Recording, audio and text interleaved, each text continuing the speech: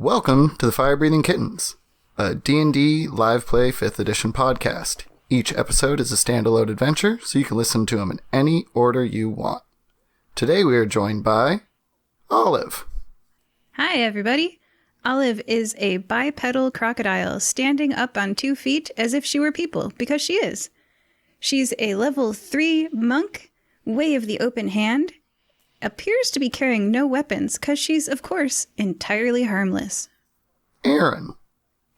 Hi, everybody. Aaron is a level 3 Triton bard in the voice college. He is short and kind of small, with blue skin and blue hair like most Tritons. He wears a sort of kilt made out of flowing, silky blue and purple scarves and has multiple golden chains festooned across his chest and arms. He looks very innocent and delightful until he smiles and you see rows of piranha teeth. And Gregory. Hello. Gregory is a barbarian loxodon. He's completely bald. He has grayish skin and sort of peasant-like clothing. He used to be a fisherman, but now he is a barbarian. We join our adventures at the Firebreathing Kittens Guild Hall, a large building complete with a bar, plenty of amenities, but most importantly, our 3 adventurers. So, adventurers, what are you up to? Usually mischief. Any particular mischief this fine morning? Let's head into the weekend. There are, of course, posters up on the bounty board, but before we get right into work, what's your normal routine? Well, that depends. Is anyone watching? Yes. I rolled pretty high, so let's go with some, let's see, Tanninger's hanging out with Nezgrax.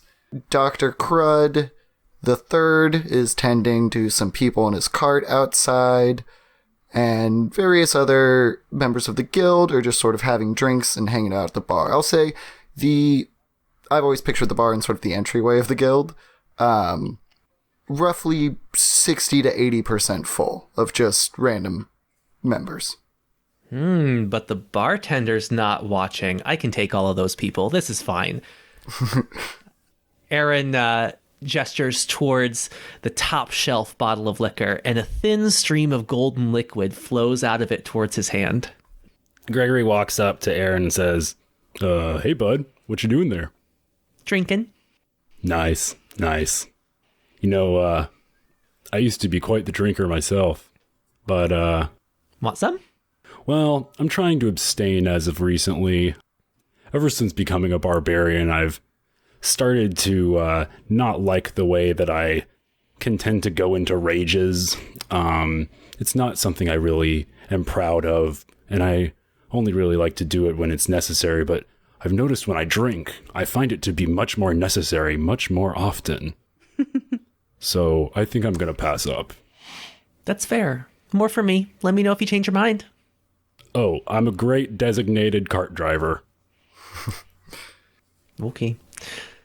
Olive was sitting across the room, but the moment that you brought out that Hawthorne spirits, Olive raises one, she doesn't have eyebrows, scaled ridge, and heads over for some Hawthorne spirits. She's like, oh, that's some topper than top shelf stuff you got there. Sneak me some of that too. What's in it for me? I can offer you some of this food. Did you make it? No, I got it from like a magic island thing. Okay, what do you got? She brings out some of this like vegetable food. It's probably just the last of it. Maybe there's like a tiny cake, and offers it to you. Aaron definitely takes the cake. He he splits the swirling globe of golden liquid, and it divides in 2 when one of them starts circling around your head. Cool. Make a Constitution saving throw. Oh. Olive doesn't know this food is poisoned because she just eats poison stuff. Remember how you fed her a curtain? She just ate it.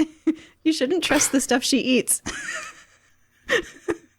10. A 10 fails. You have disadvantage on your next attack, and you take 1d4 of poison damage. Aaron suddenly starts to feel sick, and he gives Olive a very dirty look. What? She eats more of the cakes. She keeps passing her. Do you want her to roll another Constitution saving throw? Yeah, I will. Yeah, if you like to. 14 on the dice. She passes again. These are delicious. She eats another one. Gregory is also pretty hungry, so he asks, I mean, if you're not going to eat it, can I have some? Sure. All right. Gregory takes a huge chomp of it. Yeah, Constitution saving throw, please.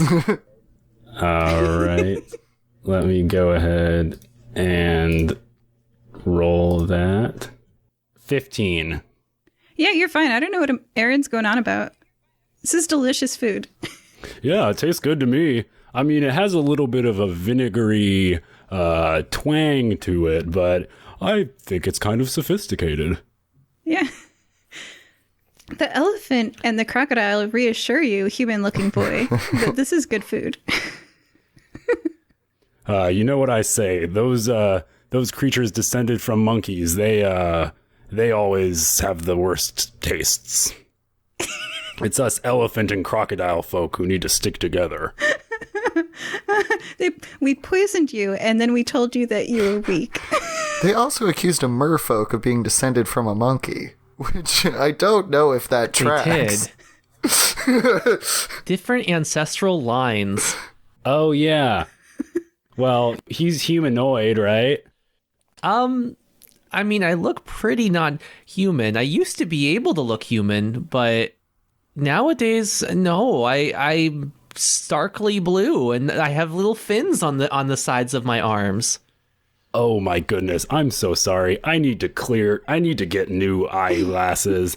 I thought that you had painted yourself blue. I'm so sorry. That was very insensitive of me. But the question is, are you like a dolphin who went back into the water, or are you like truly a fish person? Do you have gills? I am curious. Yeah, We do have gills. Do you know of your evolutionary ancestry? You know, that's not my field of study. Hey, that's all right. I believe that we are originally water folk. Gotcha. Yeah, I'm sorry. You know, once you turn 30, you start to wonder a lot about your genealogy. So I studied all about how, loxodons used to be elephants, and then they started being bipedal. And, you really sometimes get into your own history as you get up there in years. Not to say that I'm that up there in years, but, well, you know what I'm talking about. Sorry, I've been talking for a long time, and I can't seem to stop. Sometimes I just start talking, and I can't almost seem to... on cue. A bellhop-looking fellow knocks at the doorway to the Firebreathing Kittens hall. There's enough people going in and out where the door closed, but he's still like, I don't know here. Sort of hollers in. Message for Olive. He kind of like looks awkwardly in the face. Very bad volleyball player. Message from the far superior volleyball player, Tiffany. Oh, she didn't. Just wanted to remind you, you're still less than me, and if you are in need of public humiliation, please come down to Skeleton Beach, where a volleyball tournament is being held. I will never pass up another chance to humiliate you on the court. There's about to be another skeleton on Skeleton Beach. Gang, suit up. We're heading out. Okay. So, casual knowledge of Skeleton Beach. It was once sort of a Death Valley, totally uninhabitable bit of coastline. That the water was so salty, frequently people would be like, oh, water. Drink it, die, hence the name Skeleton Beach. A group of industrious druids found this place, bought up the land, and refurbished it into a pretty popping pier-like community of like tourist destination, essentially. Known for their boardwalk, many events that are held on the beach, and home to some of the area's most remote but preferred resorts. And it's just a simple train ride away. Okay. All right. You guys want to get on this train? How long is the train ride? We'll say it's like a solid hour and a half, 2 hours. That's not long enough for a short rest. Well, a short rest, isn't that just an hour? Oh, Yeah. I thought it was 4. Okay. Yeah, so you can definitely short rest on the train ride. Perfect. You know, guys, if we go on this train, we can get a nice short rest in before we have to play volleyball. I think that might be a good idea. Yeah, some of us need that. I tend to enjoy a little cat nap here and there. So, while you guys are short resting, Olive, would you care to daydream about your last interaction with the mysterious Tiffany? All right. The last time I saw Tiffany, we were on a luxury cruise yacht owned by Nesgrax's uncle, Algie. And I thought we were getting along great because, well, she was very drunk, so she might not remember, but we bonded, but we were very drunk. Maybe she blacked out and doesn't remember how close we got.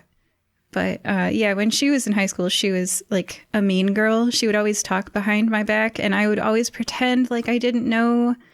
Because what are you going to do? Like, confront them? Say, like, hey, I know you're being mean? That's not going to help. Could you give me an insight check on this letter you've received? Insight check on the letter 8. Yeah, you're pretty sure she's just being a jerk. You're like, what? Aw, darn. Well, maybe this is why drinking is bad, because you have these great adventures and then you don't remember them. Aw. Yeah, with an 8, I can't. Yeah, sorry. With those words, your orb of liquor wafts back over to Aaron. Oh. Yeah, Olive maybe is going to drink more moderately from now on because she'd like to remember her friends and the fun times they have. Nice. Cool. Anybody else want to get anything done or any preparations on course before we arrive at Skeleton Beach? I am going to, on the train ride, I am going to hum to myself the Song of Rest and regain 2 HP. Sounds good. Oh, you actually, if you're using a spell slot, I don't know if you are or not. Are you? Nope. The learned songs do not use spell slots. They're just performed.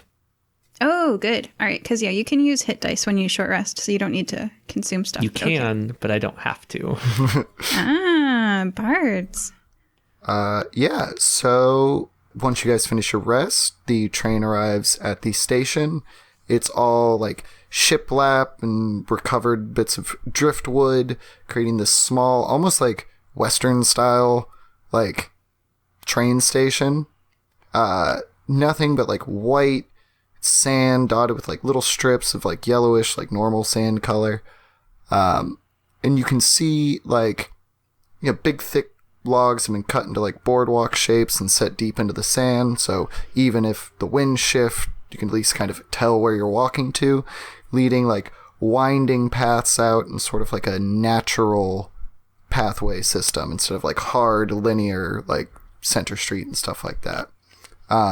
The different pathways lead off to different sort of entertainment nodes, each of which have like a big facade sign over the top that says like Muscle Town, like Snackburg, and sort of like localized, you know, bits of entertainment.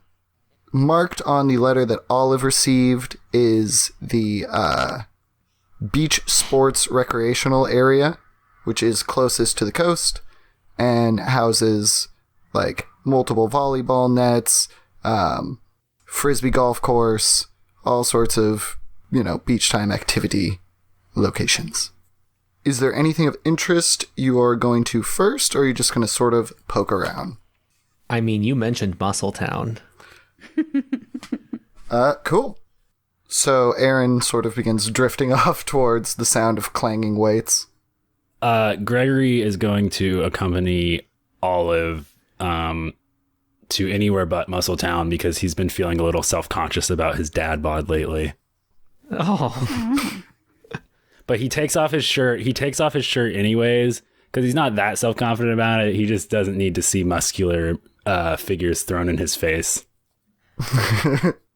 Aaron definitely needs to see that. All right. You want to go to Snackburg, was it? Snackburg, yes. I'm always down for Snackburg. Yeah, I want to go to Snackburg while he's in... Cool. So you guys approach Snackburg. You take the winding log path and see that this is set out like a sort of octagonal food court. Large, like pastel-colored, not so much tents, but like large pieces of cloth meant to provide like windbreaks encapsulate this, preventing food from getting into everyone's nachos. But you see a wide variety of all more snacky, no like proper restaurants, but like there's a fry food on a stick cart, one thing providing mostly frozen goods and things like that, Burger Shack. Any real beach food, you could probably find it here.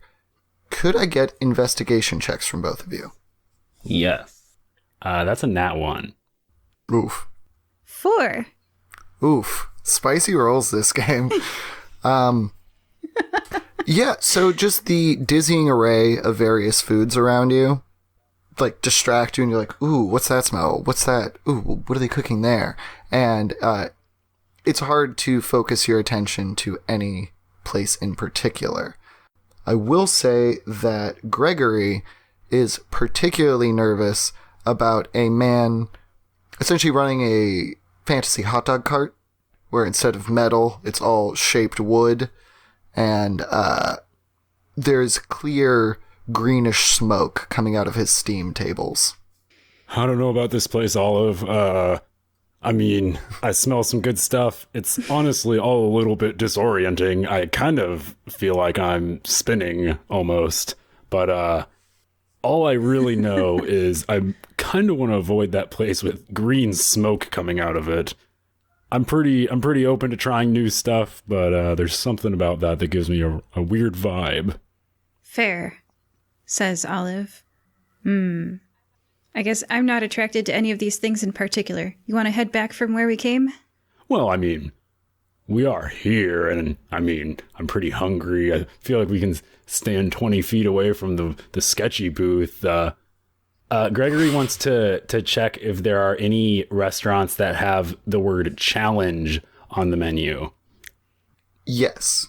Simple answer, most of them have a challenge option. And you also keep seeing the phrase, get your card punched here. Yeah, Gregory would like to approach the nearest food booth, and he goes up to he approaches the vendor. So I'll say this one is a fried squid shack, and the proprietor, a Goliath with like sort of a sandy tone as opposed to the normal traditional like gray mountain coloring, looks at you with a smile and goes like, "Oh, hey, what's up, man? You here for the squid challenge?" Oh yeah, I'm here for the squid challenge. Yeah, we are. Ooh, how many punches you got on your card? Listen, I'm gonna be straight with you. I don't have a card. I want a card. Oh. A card sounds like a good idea. I'm trying to maybe get some punches with this challenge, if you know what I'm saying. Oh yeah, absolutely, man. I can definitely hook you up with a card. And he kind of is like shuffling around, like under like the food preparation area where he just keeps bags and things like that, and pulls out like a little. Gregory takes it subtly as if he were like receiving drugs from someone in like a really casual way. He essentially hands you like a sandwich shop punch card that was like complete 3 challenges, win a prize. And then it's like a big star with a question mark. And he goes, "So I do the squid challenge. Okay. So I keep a pool of electric squid, and if you can get one out of there and eat it before the time limit, then you win the challenge." All right, quick clarifying question. can I use my hands, or is this like apple bobbing? I would absolutely recommend that you use your hands. Excellent. I was not going to put my face in there. That's not a risk I'm willing to take. I don't usually give out hints, but I wouldn't put the squid in your mouth until it's dead. Just a little tip for you there. I got you, Chief. Yeah. He does dap you up really low, like you were buying drugs from him. Gregory also returns the dap. Card for you, miss? Absolutely. A hands one to you as well. And yeah, just to explain the challenge again, the idea is that these are shocking squids, so if you fail your check to grab them, you lose your next round. You gotta grab them within a minute. Gotcha. And question to the DM, would this be a dexterity check? Yes, or I'll accept strength at disadvantage. Okay. So while Gregory is getting prepared, he says, I wonder what Aaron's up to. Yeah. What is Aaron doing right now? So, Aaron, you have arrived in Muscletown. Similarly, you took a small path that sort of winded away from the train station, and you see a buffet of built people. Tanned, nice and brown from the sunshine. I thought you were going to say food. No. I It's mean, not food, but it is there some is a snacks. You see that in the center of Muscletown, like it's mostly just like a straight up Muscle Beach, like open air lifting areas. There is like a massive like what are those like back machines where you like pull the thing down, where there's just a comically oversized boulder attached to the back, and then you see a similar like strong arm challenge, like get your card punched here. And that lies like at the sort of center of the area. Okay. Am I allowed to just walk in? Does anyone stop me? Yeah. Like roughly like it's sort of like an amusement park pier area where it's like a third of the people are working there as like sort of character actors of just like being super built and like lifting heavy things so tourists can walk by and be like, wow, very strong. So yeah, you're totally able to walk around and like stare at people essentially, performing these feats of strength. I see. Is that a thing? Are there places you can go to and there's just like hot people working out in the gym? Like, is that a thing? Yeah. What? Yeah. I spent a lot of time at Venice Beach, I'll put it that way. Oh. Yeah, they're really popular in Okay. places where it doesn't get cold. Yeah, like this is an actual thing. Really? Like not just straight up fan service. This is a thing? Oh my gosh. Okay, I didn't know that. Do I see any doors in this room? This is all open air. So the closest thing you see to doors are like there's small like shops that will sell like t-shirts or like fake weights for like people to lift or like take pictures with, and you see that like there are doors that lead to like the back of those shops. But no real like yeah. Interesting. There's no like locker room or outdoor showers or anything? This is actually that's true. So there would be those beach showers and like the like water park lockers where you can like put stuff there but no enclosed rooms, you know. Interesting. Yeah, Aaron walks through the building and he summons his little water drum and starts to just gently sing under his breath, "We are family. Look at all my sisters with me." And he walks towards the outdoor showers. This is the song of Charming for anyone who can hear it within 60 feet. And then people just suddenly seem to really like me. Yeah, so the epicenter of this spell would be pretty close to where like the dudes who have finished their workout are showering off and like stuff like that. So you mainly like have those people, and it is a mix of men and women being like, "Oh, hey, you first day here? And they're all kind of like playfully like, you don't look like you're from around here. Look at your like slight build as like a bunch of human V's are talking to you. You see that sort of like a like small gaggle, basically the people who are most affected by this spell are literally like charmed by you. Just like, who is this strange boy? Mm-hmm. So yeah, I'll say it's like 3 people, a dwarf, a fire genasi, and an Arakokra. Okay. I don't know what an Arakokra is. It's the bird guys. A bird person. Okay, well, Aaron believes in being open-minded. You can't control someone with charm. You can only tempt them to do things that they are already inclined to do. Yeah. It makes people like you at the level of a friendly, casual acquaintance that they would like to help you. Does it have the negative thing like Friends, where after the spell effect ends, they're like, hey, I got magicked? I don't believe so. There is compulsion, which definitely they know. Yeah. After hanging out with your new bros, they're like, you should check out the Couples Lane. It's like just on the other side of Skeleton Beach, and they do a challenge there that's like, did you ever watch that old scrying orb program called the Romance Entanglement? Where, like, the one person goes up against the 3 potential suitors. I don't know. I think you might have fun over there. Ooh, that sounds fun. What's this? What are the cards everybody's carrying here? Oh, man. If you can get 3 challenges, you win a special prize. And nobody talks about what the special prize is. And that just makes everyone want it even more. See, like, the guy's like, I think it's a t-shirt. The other Akar pipes up. And the dwarf's like, no, it's definitely a warhammer. And then the fire genasi's like, I don't know. I hear one guy got like a cottage on the beach, but that seems like way too much for just doing 3 challenges. Can I have a card? Oh, yeah, you can pick them up anywhere. You just gotta do the challenges. All right. So the guy kind of like puts his hands in his pockets. He's like, I think I have an extra one. Oh, yeah, here you go. And hands you one. Aaron takes the card and turns on his heel and jogs off to find his friends. I think there's a challenge there, right? It's the strong arm challenge, which Aaron is not going to win. Oh, you need a Gregory for that. Yeah, we're going to come back. Everyone just shuffle real quick.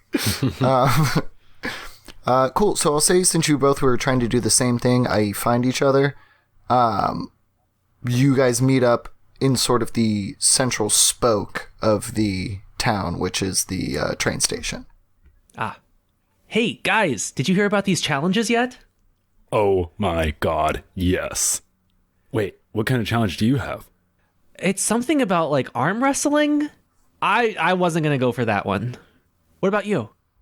Our challenge is an eating challenge, which I don't know about What do you have to eat? But I love an eating challenge. I mean, technically, it's a don't get electrocuted to death challenge, but I like to think of it as an eating challenge. Okay, your storytelling skills need work. What? Okay, sorry. I left out the crucial factor. Eels. You know them, you love them. Eels. They're electric. They got a delicious taste to them. They make a good sauce. And I'm going to eat 20 of them. And if I don't get shocked to death, I'll win a punch in my card. Dude, take me with you on that challenge. I can just tell them not to shock you. Yo. Are eels intelligent enough to listen to you? Wait, you're a water king. All sea creatures. Triton natural ability. Oh my goodness. Let's go. Let's go right now. Wait, I need to clarify something with you. Are you cool with me eating sea animals? Like, is that an okay thing for you? Aaron opens his mouth and gestures towards his teeth. Ah-ha-ha. We're not eating kelp. Gotcha. So you're more of a circle of life kind of fellow. Well, I'm from the ocean. Have you been? I have. I really have. All right, let's go on over there. Sorry, it's the way that hit me. Gregory has definitely never been to the ocean. What was that, Olive? Olive was just thinking about what the mouths of things that eat jellyfish look like. That's all. Olive is daydreaming. Don't mind me. I imagine it kind of looks like an anteater. You just sort of... No, the mouths of things that eat jellyfish have rows upon rows of sharp, sharp teeth. Oh! And they that wasn't face... philosophical? Oh, I thought you were, like, positing, man, I wonder what those would look like. I didn't know that's actually confirmed. Oh, yeah. Like loggerhead sea turtles, and they, like, face backwards to keep the jellyfish down. Oof. That's horrifying. Okay. Yeah. So Aaron eats jellyfish. Aaron eats everything. Cool. So, yeah, the electric squid challenge. Yes, we race over there. I think all of us are very well suited to that one. Yeah. Some of us have problems racing because of how obese they are. They're so well suited. That would be me. Well suited to eating. Well suited to eating, I say as I catch up. Cool. So you guys approach like a small, like, it's almost like a kiddie pool, but not as like flimsy, where it's just sort of like maybe a foot, 2 feet off the ground at the highest. Reservoir of water, where you see these little, like almost cartoonish looking squids, like with their outer edges sort of like lighting up like an electric blue color. And like there's some kids that are like, they just keep putting their hands in the pool and getting little zaps and are like laughing as they like can't even attempt to grasp one. You see some more dedicated people are on the other side trying to like real quick stick their hand in the water and like grab one and pull it out, and they shaking their hands off going like, ow, zip. The guy who you spoke to earlier who runs the squid stand is like, oh, hey, you guys are back. Ready to do the challenge? Gregory leans over to Aaron real quick and says, hey, something I forgot to mention is I forgot that they were squid and not eels. And I said they were eels, and that's my bad. They're squid. You control squid too, right? Anything that swims. Nice. And remember, I can't control them. I can just tell them things. Gotcha. We're going to be sneaky. Olive, don't listen. Why not? Okay. All right, I guess I'll go first. I'm going to try it the old-fashioned way before they go the sneaky way. Alrighty. So just straight up dex check. Oh. I've been taking some monk correspondence courses recently. So what do I add to a 6? Plus 4. 10. Yeah, that probably doesn't work. Olive sticks her whole face in there and tries to grab some inner jaws. So 10 is not enough to grab one, but it is also high enough to where you don't get shocked. So you don't lose your next round, but you have 9 more potential rolls you can make to succeed. In a flurry of blows. Oh, gosh. In a flurry of blows, immediately after you take the attack action on your turn, you can spend 1 key point to make 2 unarmed strikes as a bonus action. So can I, like, rapid grab instead of punch them? Yeah. Okay, yeah, I'll allow it. Okay, so at what point should I stop? Because, like, the 4th roll was a 18? That'll do it, yeah.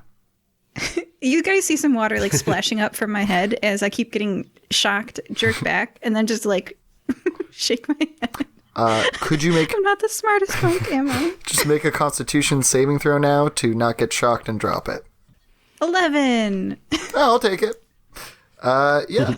So all of you are holding on to this thing. Now you just need to... I guess you haven't used your movement this action, so you can run across to, like... Basically, this is set up a slightly away from where he actually cooks the squid. So now it's like, cool, now just run over here and drop it in the bucket, and you win. Okay, I open my mouth, and it falls out of my mouth into the bucket.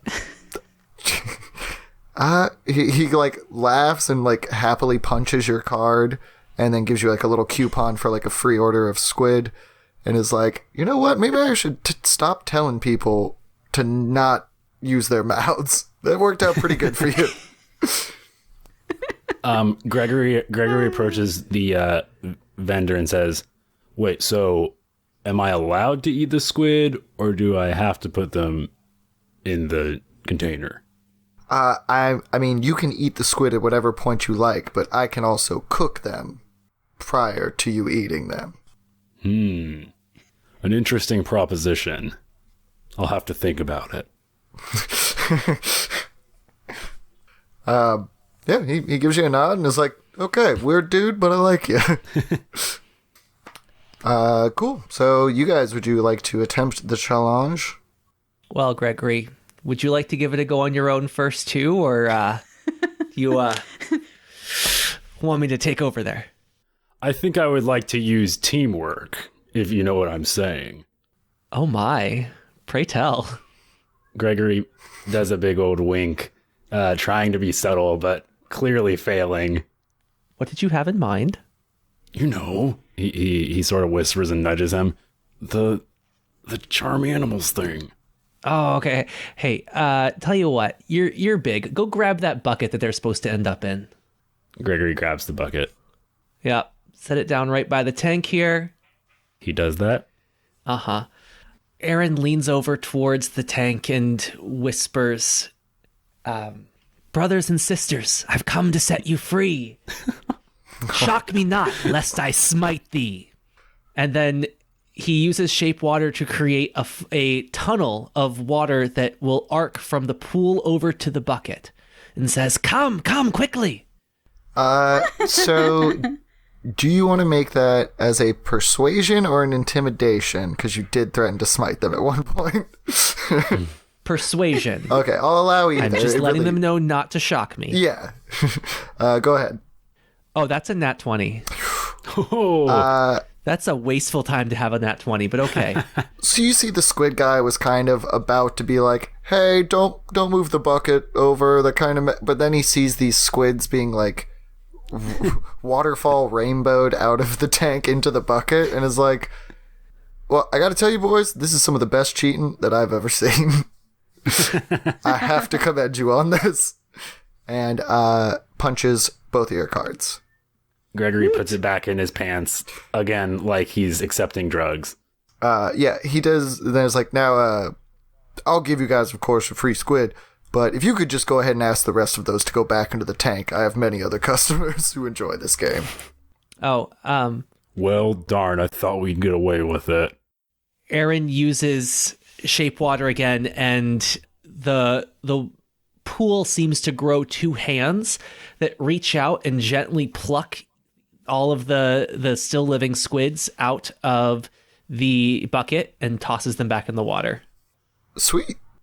Yeah, as you guys finish up the challenge, you notice like a number of kids who were playing this game before, like, oh, mommy, I want to be a mermaid. Can I go to mermaid school? And like, they're like, no, we have to have a discussion of what species are now on the way home, but maybe you could be a druid.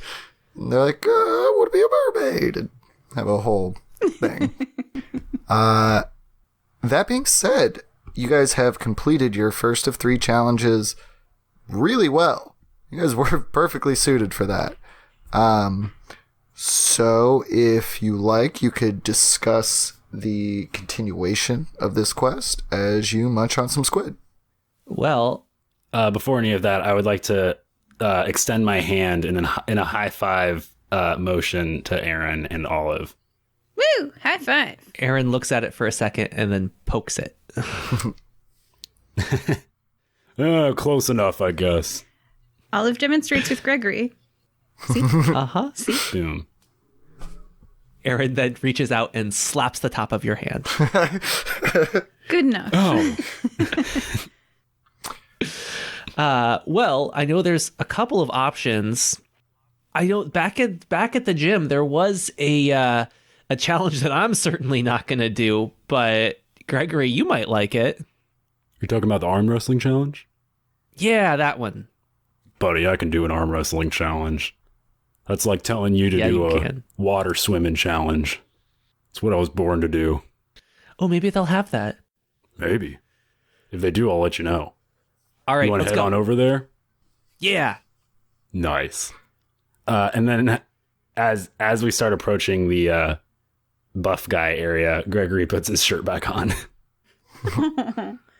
Olive munches on shrimp and squid and various seafoods and walks up, looking at all the buff people. I just keep eating. Aaron doesn't really own shirts. Olive, could I get a perception check from you? 7. I'm having a really good squid. Yeah. Cool. Yeah, you are between the food and the sights. You're not, too much of a looky-loo right now. Cool. So, among this Muscle Town part, let me try that again. So in Muscletown, you find the strong arm challenge. As I described it before, it looks kind of similar to a bench press. Or not a bench press, like one of those shoulder... A lat pull down. Yep, that's the one. You can see how much I go to the gym. One of those machines, but there's 2 straps connected to opposite sides of a table. So it seems like, just as a guess, it's a arm wrestling competition where you're also attached to a counterweight. You see that the person who seems to be the one taking on all the challengers is actually a warforged. He, the lower part of his body is built into the chair that he's on, and sort of has tattoo-like designs in his chest piece that make him look a little bit like a love tester machine. So a lot of light bulbs going up in a straight line, all the way up the center sternum of his chest. Gotcha. Gregory, before sitting down, would like to up his chances by trying to intimidate the Warforged. So he positions himself in a way that makes him look as strong as possible, and kind of pokes him in the forehead with his trunk and says, "Ready to go, metal boy?" Absolutely. Taking on all challenges. Test your might here at the Strong Arm Challenge. His head tilts to the side and a mechanical smile pops up on his face. Oh, I guess you're not exactly responsive. Oh no, I am fully aware. Just have a particular cadence. Oh, that's awkward. Man, I am really just saying a lot of different microaggressions to people today. I'm sorry, man. It's totally fine. I was trying to psych you out. It was bad sportsmanship. I'm sorry. Let's just do this. Not having legs throws people off. Happens all the time. Juts his hand out again. Well, thanks for being cool about it. Cool. So this is going to be very simple contested strength saving throws at disadvantage. First to hit 3 successes pins the other person. Gotcha. So there'll be saving throws, you said? Yeah, saving throws. Or, yeah. Gotcha. So just shout out your rolls whenever you get them. All right. So that's a 17. Cool. You actually beat him on the first one. So right. 1 success. You see, the light in the dead center of his chest lights up and then moves 1 space up closer to his head. Nice. Alrighty. So Gregory gets up, does a little, Rocky Balboa sort of, jump in place, and, he sits back down. Cool. Roll again. All right. That is a 14. Unfortunately, that is not enough this round.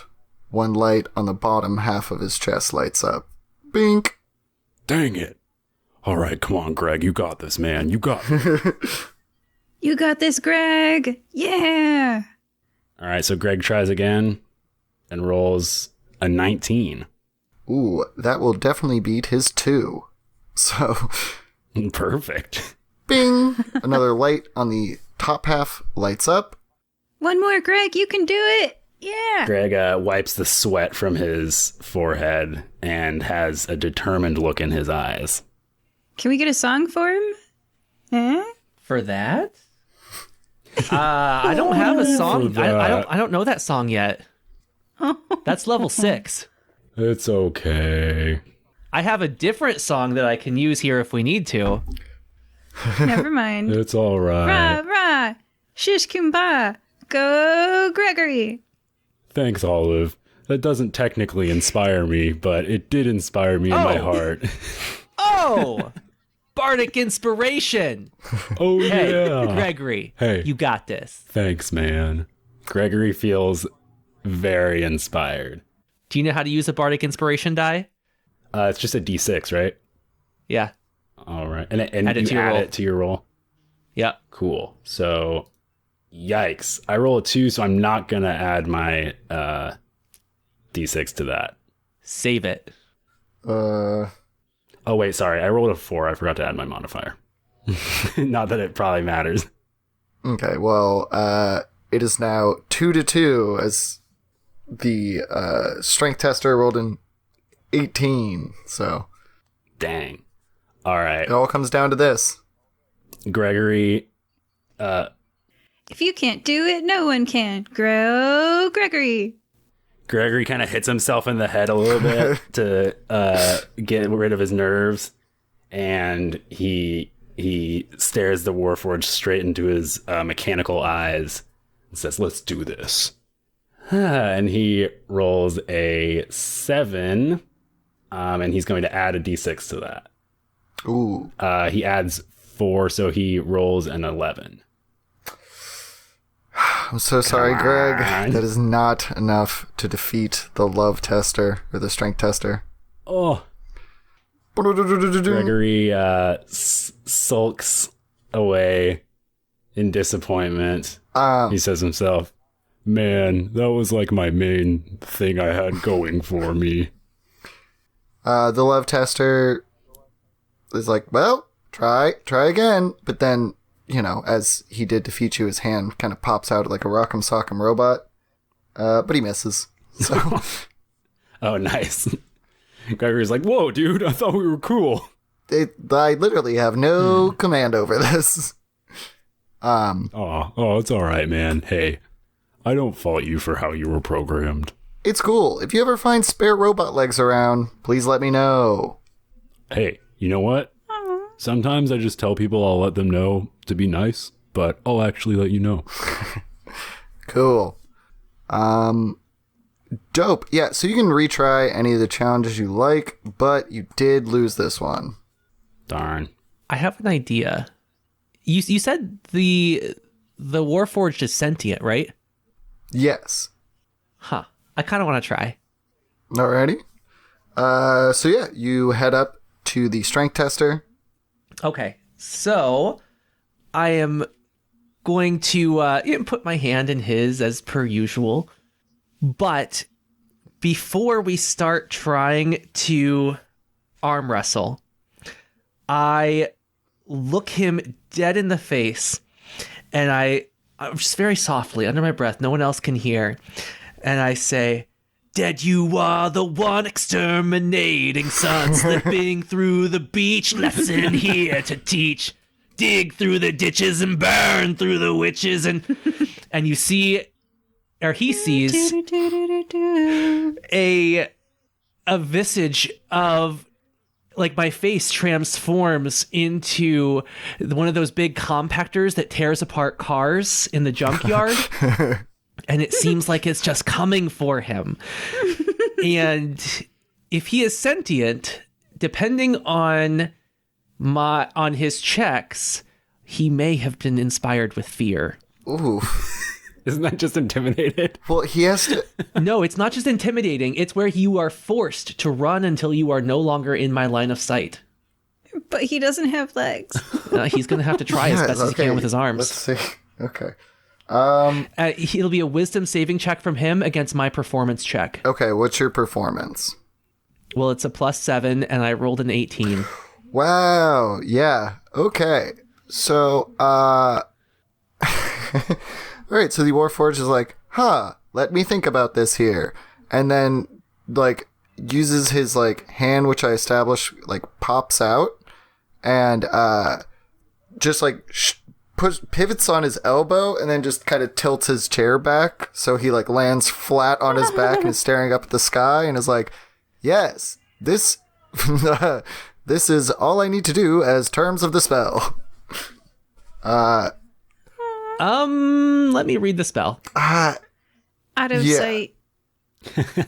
And he can't move. When frightened by the spell, a creature must take the dash action and move away from you by the safest available route on each of its turns unless there is nowhere to move. The creature ends its turn in a location where it doesn't have line of sight to you. The creature can then make another wisdom saving throw. On a successful throw, the spell ends for that creature. So, because he doesn't have legs, he can't use the dash action. He did use his turn to break line of sight, and since he can't actually turn his body, I'm going to say he's okay. But in doing this, does he forfeit the match? I think so. I'm going to allow him one strength saving throw because his wrist was attached to this big boulder. So he might have just pulled the boulder and like really broke some stuff. Do you need a saving or a strength check from me? Yes, but don't take this one at disadvantage. Okay. Since this is 9. Yeah. Okay. So I will have you take 3 points of damage.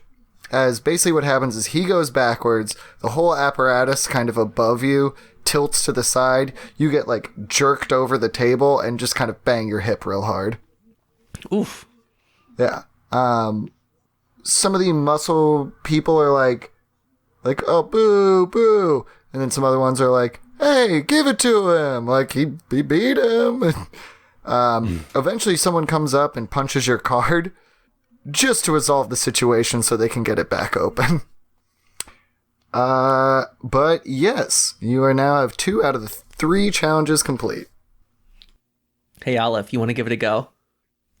The robot's laying on its back, like, horribly aware of how, as a paraplegic, it cannot escape the situation, staring blankly at the ceiling, and Aaron asks me if I want to give it a go.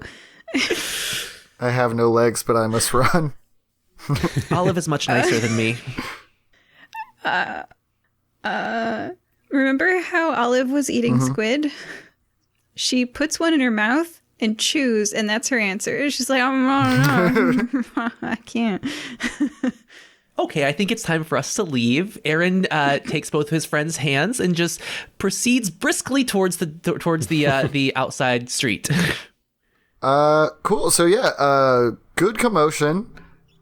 Second time you've totally circumvented the challenge, but done so. I'm a bard. Excellently. Can't knock your form. So you do know of the Romance Conundrum on Lover's Lane. You have not yet been to the recreational sports area, but one could assume there's a challenge or two there. And yeah. Well, I think we have to have 3 contestants to be the 3 potential partners in the Lover's Lane challenge. Do you guys want to go and see who wins the man? By 3 paired contestants, does that mean we have to be romantic with each other? Because, like, I like you guys a lot, but I'm not sure if I'm really at that point with any of you. Duly noted, but no, I think the 3 of us are going to compete for somebody else. Oh, so what you're saying is you want us to go and basically sandbag for you. Oh no, bring it. Oh, I can take you. Okay. Well, who can compete with this? Olive gestures to her green, dry scales. Aaron gestures and a bit of the water in the pouch beside him, because he carries a little water skin on him. If you didn't know where all the water is coming from.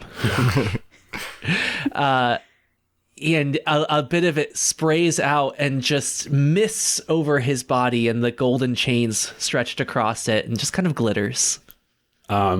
Gregory sucks up some of the water from the water skin and also tries to mist it with his snout, but it ends up just kind of sputtering all over him. Yeah, sexy. Let's go. This is going to be in the bag. Yeah, a guy who is just like walking down this boardwalk eating a hot dog full on drops it when Aaron does this. That could have been for either of us. Yeah, wow, Gregory, you got it. Yep. We are outside Muscletown. I think you're more people's type here. I think some people like my curvy form. I'm sure. Yeah. There's a whole crowd that's really all about that. Yeah, I mean, back in my fishing day, when I would go to the fishing tavern, I wouldn't do so poorly for myself. I'll tell you what.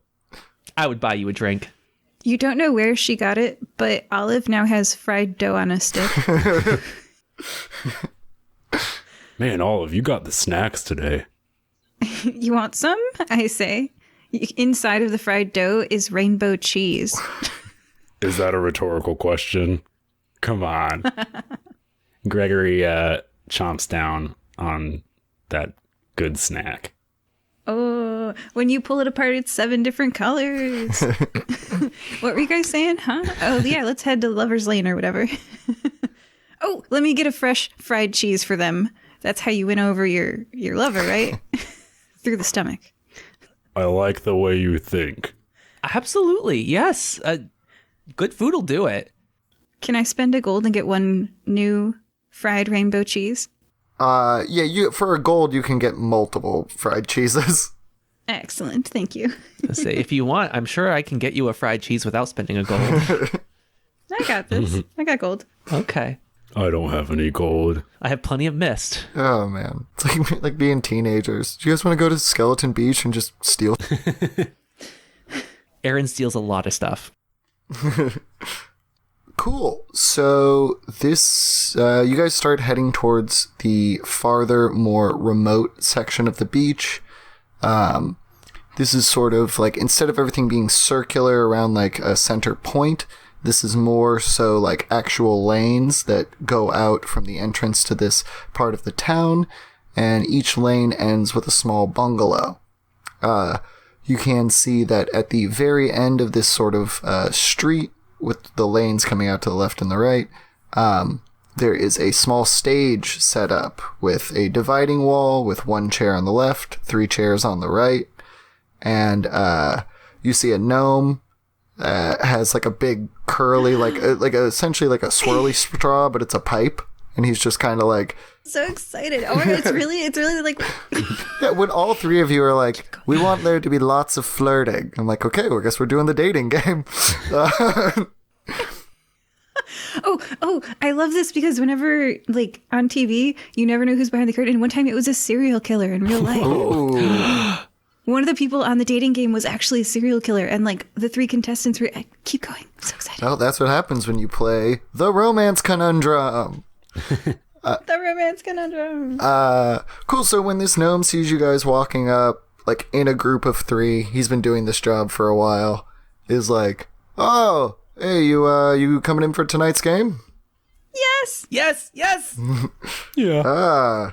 Excellent. So, I guess let me just take down, what classes are you guys? Barbarian. Bard. Monk. Oh, interesting. Okay. Cool. And then he takes down your name, some other basic information, and is like, yeah, you guys can hang out here. We got a little bit of time before the show starts up. We'll get you guys on the first one tonight, since you're the first people we have on the list. But, if you want to take a pass around, you got like a half hour or so. Cool. Hey, thanks for putting us on first. That was real nice of you. Oh, yeah, you're an interesting group. You'll be sure to draw a crowd.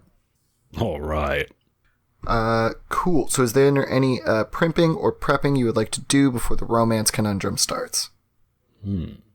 Aaron's always ready for this kind of thing. Yeah, you've been misting. You're already freshly showered. I am. And I'm just composing a song that I think I'm going to need here during this. A true bard. Olive changes out of her white Jedi robe battle sarong into her gold backless ball gown because there's an audience. Ooh. And it's sparkly. Gregory doesn't have any other clothes to change into, but he does go up to both Olive and Aaron, and he says, hey, do any of you guys have, like, some sort of, like, oil that I can rub on my head to make it nice and shiny? I have some fish oil. That'll work. Okay. Gregory rubs fish oil all over his bald scalp. You now smell like that's cod got liver. a strong smell. Yeah. Hey, I'm used to the smell of fish. It calms me. I mean, if the contestant is a seagull, you're gonna do great. Oh man, I hope the contestant's a seagull. That would be hilarious. Like that Arakokra we saw earlier. Yeah, who definitely in my head is now a seagull bird. Like, I'm gonna need some art of that from someone. Okay, cool. So with that done, you see that after about 15-20 minutes, a small crowd begins to gather around the stage. You see people are coming out from the bungalows, different other parts of town. Some of the people from Snackburg are moving the more mobile of the carts over to Lover's Lane, as this seems to be like a real event for the town. The gnome who introduces himself as Barry, how about that? Just Barry, but it's spelled with an E. Is like, cool, so if you guys can go ahead and take your seats, I am going to cast a magical darkness spell around the stage, so you won't be able to see out, but don't worry, nothing fishy. He kind of like looks nervously at Aaron, like, was that offensive? No, I get it. I smell like fish. It's the oil. Yeah, the show'll start in a couple minutes. Just be ready to introduce yourself. And, like, definitely go out there for love, but this is, just mainly for the audience. Just so we know, what are the rules? Like, are there a certain number of rounds? Like, how does this work? It's going to be 3 rounds, 1 question each round. And then a final statement, and then the person who we have up tonight will make their decision. You'll get a bunch of free game and meal ticket vouchers for the rest of the evening if you want to spend it together. But yeah, it's pretty straightforward. Okay, 3 rounds, then a final statement. Yeah. Got it. All right. So whichever 2 of us don't win this and don't get to go on like the free swan boat ride, we're going to get rainbow cheese together. Guarantee. Yeah. Not to say that I'm going to lose, but if I do... Are there ways to win? That's right. Yeah. That's right. I can only win tonight. Yeah. Plus, we're just going to do more challenges until we all have 3 punches. That's right. Oh, I kind of figured we'd just use the same punch card. Oh, I don't know. The challenges are fun. Yeah, okay. Yeah. Cool. So you guys are chit-chatting backstage, which is on stage, just surrounded by a curtain of blackness, which, you hear like a voice coming from behind you as Barry is like, hey guys, get ready. Smiling faces. 3, 2, blink. And, the magical curtain of darkness is dramatically pulled away, and you are sitting on a stage in front of a crowd of about 40 people. Barry comes literally sliding in his little curly-toed shoes onto the stage and is like, what's up, folks? You know why you're here. You know why I'm here. It's your man, Barry B. Barry B in love with the Romance Conundrum. He starts shooting off prestidigitations in the sky.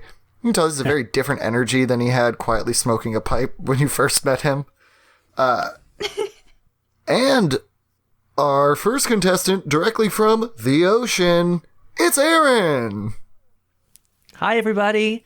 Aaron starts throwing prestidigitation into the sky as well. He's got pink and purple and red hearts zooming off towards the crowd.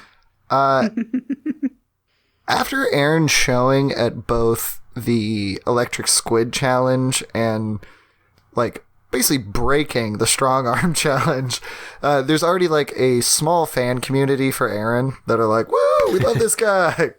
What's he gonna do next? You see some of the snack food vendors are there as well, and cheer as, and next we have Olive. And all the snack food guys are like, yeah, rainbow cheese, rainbow cheese. Olive tilts her head like a K-pop star and winks. Woo! And lastly, you know him, you love him, Gregory. And, go ahead. Gregory is going to attempt a backflip. Oh, okay. Oh my gosh! Aaron backs up. Yeah. So should I roll dexterity for that, or acrobatics for that? Acrobatics, please. Great. I have a -1 to that. Let's see what happens. 8. The elephant leaps into the air He and rolls an 8. Elephants can jump. You get most of the way in. Loxodons can. You get most of the way through a backflip, and like right as you're going to steady yourself with your arms, your greased up head catches, and you just go out from under yourself. And after I fall to the ground, I like spin myself back facing the crowd and sort of pose in the sexiest way I can to make it look like that was planned. leaning on your elbow, laying down. Olive is just gonna like camaraderie. She's gonna try a backflip as well. Probably won't make. Camaraderie turned into something else with a 19. Okay. Oh my god. So Olive's weight fully.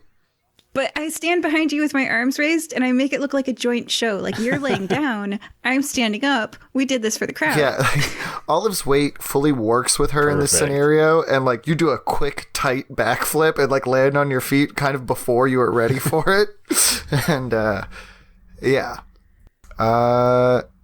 everyone's like pretty well clapping at this point. That was pretty entertaining. Hopefully, with the speed of that, they'll think it was meant to be that way. Gregory yells out, "Hope you enjoyed our choreographed dance routine." Some of the like older ladies in the audience are like definitely Gregory stans. Like he's goofy. He got that dad bod. Like, so Barry pipes up. Great show from the contestants so far. Let's hope they have that energy for the conundrum. And the one figuring out this puzzle tonight is the lovely Michael. And you hear the sounds of someone's attempting, walking upstairs. And could you all give me insight checks? Certainly. Insight. Ooh, -1.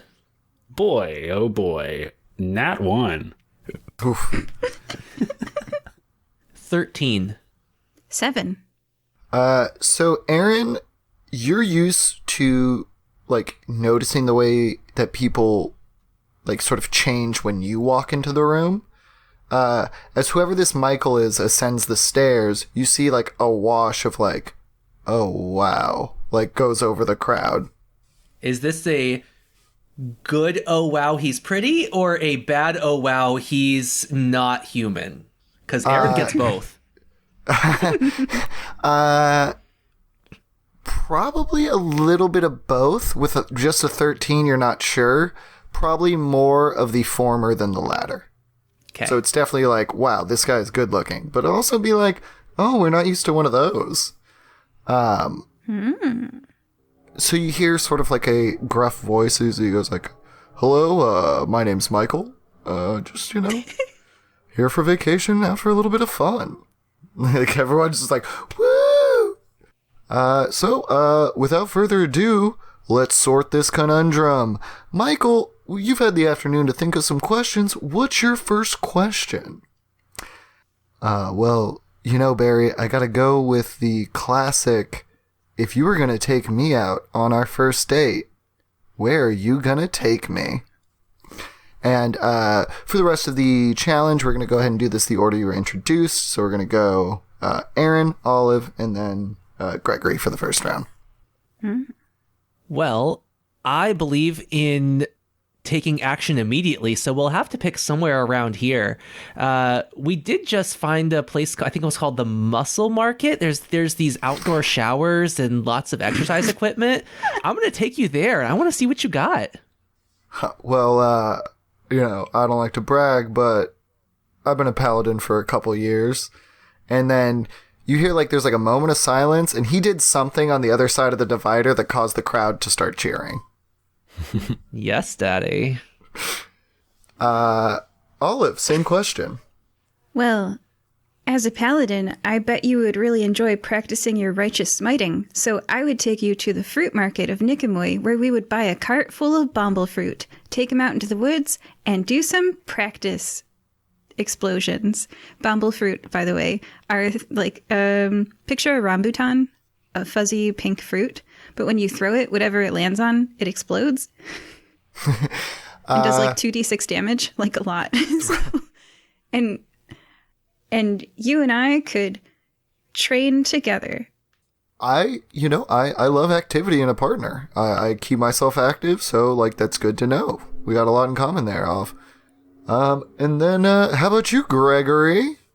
Well, I'm a simple guy myself. I take pleasures in the beauty of nature. So I think I'd take you on a nice walk on the beach. Maybe I'd pull out my old fishing rod, catch us some dinner, cook it up, and we can watch the stars together. Aww. Aww. Darn it. I love going fishing. I haven't gone for years. That sounds like a lot of fun, Gregory. No way. Wow. Hey, even if we don't end up together, maybe we should just go as friends. Woo! The crowd's loving Gregory. He has done nothing but endear himself since he walked on stage. Maybe I failed the backflip on purpose. Yeah. You know, they say one of the easiest ways to get people to like you is to ask them for a favor after making a mistake. Because then they feel like, oh, you're just a silly little puppy. Gregory's not manipulative enough to know that. Aaron is taking notes.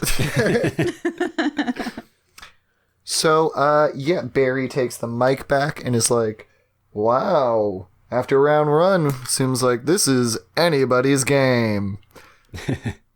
So, Michael, go ahead and ask your next question. So, as I mentioned before, I'm a paladin. I spend a lot of my time smiting evils in lands that have been soaked in the blood of, non-believers, demons, things like that. So, like, how do you unwind after a long day? You know, I never really get all that wound up. I think that really enables me to help my friends who do have a lot of stress, because I just keep up to my usual antics and people just seem to start to smile. Well, sounds like you're somebody good to have around after a long crusade. Kind of like laughs. Olive, same question. After a long day of smiting evil or dealing with customers at Target, what better is there to do than to have a delicious meal with a person you enjoy spending time with? Think about coming home and opening the door and smelling a kitchen full of delicious scents awaiting you, and clinking your glass of wine with someone who's really glad you're there. Oh, there's nothing I like more than a good meal. And you hear like two pats, and then like the crowd sort of like laughs as he did something funny. How about you, Greg? What you got going on? Well, we already talked about how I like fishing, so I think I'll go into some of my other hobbies. You know, after a long day of working as a barbarian, sometimes I like to just, a lot of people think barbarians are just dumb brutes, but, sometimes I like to kick back and read some books, I like a story just as much as anyone else. But, if I'm feeling antsy or just need to get some energy out, I'll also do some javelin throwing, Hey, some of the best stories I've ever heard told around a encampment on the edge of a battlefield were told by barbarians, so I have the utmost respect. Hey, thanks, man. So Barry pipes up again, and we're on to round 3, still anybody's game. Ooh. Michael pipes up like, okay, I don't want to get too much into your details here, but, this one's a little less about me and more like, what do you think love feels like? Oh, wow.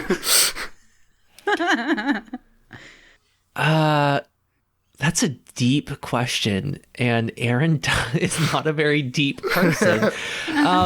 There's a barrier between us, right? Yeah, you physically, like, you're staring out front. This guy's to your direct right, and there's a barrier between you. So you would have to like hook your head around or something. But there's a wall that can be passed in some way. Yes. Okay. Aaron opens the water skin at his side and draws some water out, and it shapes into a cylindrical object about 9 inches long, and he passes it over the wall and says, "I think love feels about like that." Oh my gosh. Wow, Olive was thinking about like totally like cheesy stuff, like love is warmth and trust, and you were like, here's a... You see Barry, like, very quickly throws up a hand to prestidigitation, the thing just to, like, go into a heart shape, like it elongates into a heart. Then he, like, privately sends a, what's that? Not message, the smaller one, where he's like, hey, man, this is a good show. It was just a shapeless, it was just a cylinder. Kids have no idea. You do hear, like, a deep, like, chest laugh coming from the other side of the barrier. It is like, oh, yes, I do think I felt love in that way once or twice. Olive. It is a very deep love. Olive, Gosh, okay. what do you, let me rephrase this. How do you know you're in love? No, I mean, I'll answer the original question. I'll just pretend I didn't hear the first one. The first response. Everyone has a right to feel love the way that they want to, and I respect that. Now, for Olive, what that means is trust in someone's competence. Like, when you're on a volleyball team and you've got people on the court with you, or maybe when you're a paladin and you're out smiting evils, and you know that when you look at that person and the ball is coming at you both, that you don't have to step into their lane, that if the ball comes at them, they'll be able to return it. That is trust, and that is love. And knowing that you're both there for each other. Yeah, Olive nods her head. The times I've felt most close to the people around me are often on the battlefield when I know they have my back. Good answer, Olive. Yeah. Thanks. And my man Greg, what's up, dude? You know, a wise mage friend of mine once said, his name was Rupolicus. He once said, if you don't love yourself, then how the heck are you going to love anyone else? And I really resonate with that. I've been through some hard times recently, and but there was this one time where I was out fishing and I looked at the undisturbed water and I saw my own reflection in it. And I finally, realized, hey, I love that guy. So I think to answer your question, to love someone is to see yourself in them and see them in you and want to be one with each other. And that's what I think love is. I think Gregory gets his second "aww" of the game.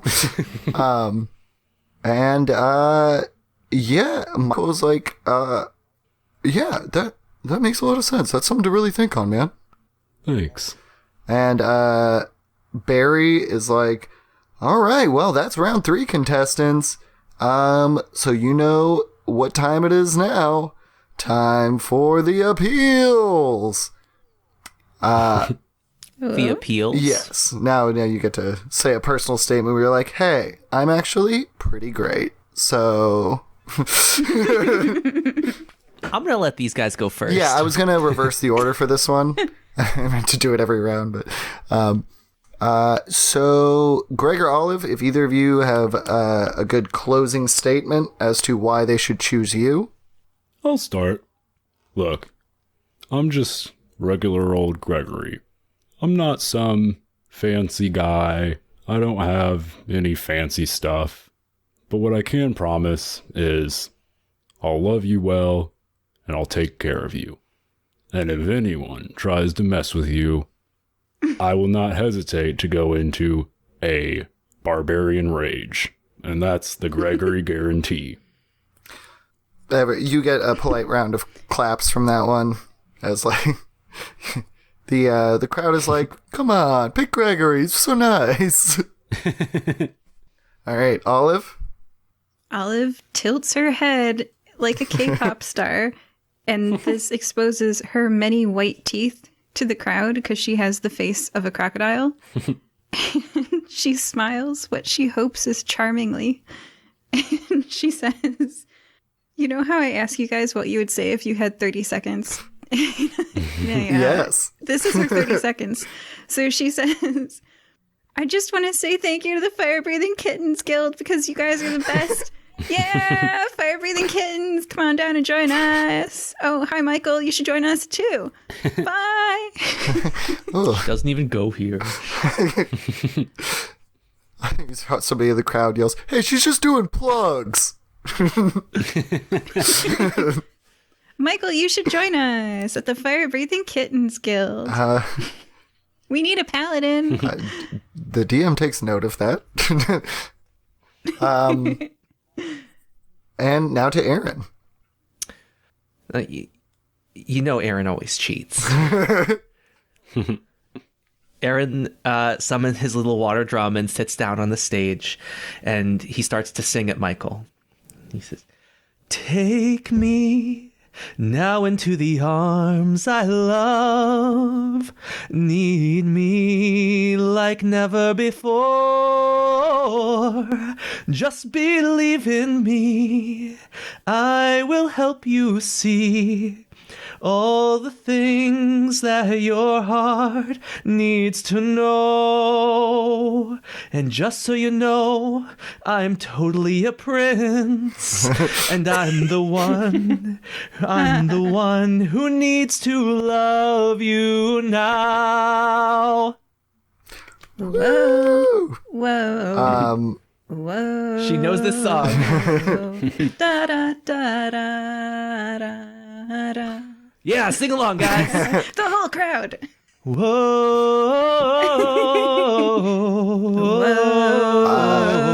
You see, Da da da da. The couples in the crowd are literally pairing off like, yeah, I think we should probably go back to our cabana now. Like, not like this is responded too positive, and they're like, you know what? Yeah, I'm good. Yeah, yay! I hope he wins. Oh, yeah. Let me roll for that because that is the charm song. Gregory is also just clapping, even though he's competing against him. Oof, 12. Yeah. So, as I established, Michael is a paladin, and I believe therefore has like pretty good saves against this stuff, and did roll high enough to not be charmed, but was still thought your song was super cool. You see that the people in the crowd are like clapping and like yelling a mix of like Aaron, Olive, Gregory, like different camps are like yelling over each other.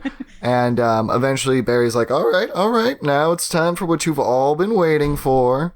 Michael's going to make his decision. Michael's like, well, I gotta be honest, it was pretty hard. And I guess I hope so. The first person I eliminated was only because I really want to hang out with them in a non-romantic context. So, Gregory, please, will you take this fishing pole? I will take it as your friend. Absolutely. Like everyone's like, yes, this was our best case outcome. The crowd is chanting, daddies, daddies. And Olive and Aaron have been clued into the fact that Michael might be a daddy. The next person I had to eliminate, because while I do feel a lot towards them, I don't know if they're the best romantic partner for me. So, instead of a fishing pole, to Aaron, I have to present my personal speaking stone number. Oh, Oh my. wait, what? Does that mean? That means the person who responded the most, and the person that Michael seems to think he has the best real romantic shot with, is Olive. Olive, I didn't love your plug at the end, but your views on love and like the idea of coming home, and you see like as he's talking, this like 8-foot tall, super well built minotaur with like not just like minotaur horns, but like long horn, like almost like 3-foot long curved horns, is like, I'm actually really curious about that dinner. So Olive, if you're so interested, yeah. Olive didn't think she was gonna win.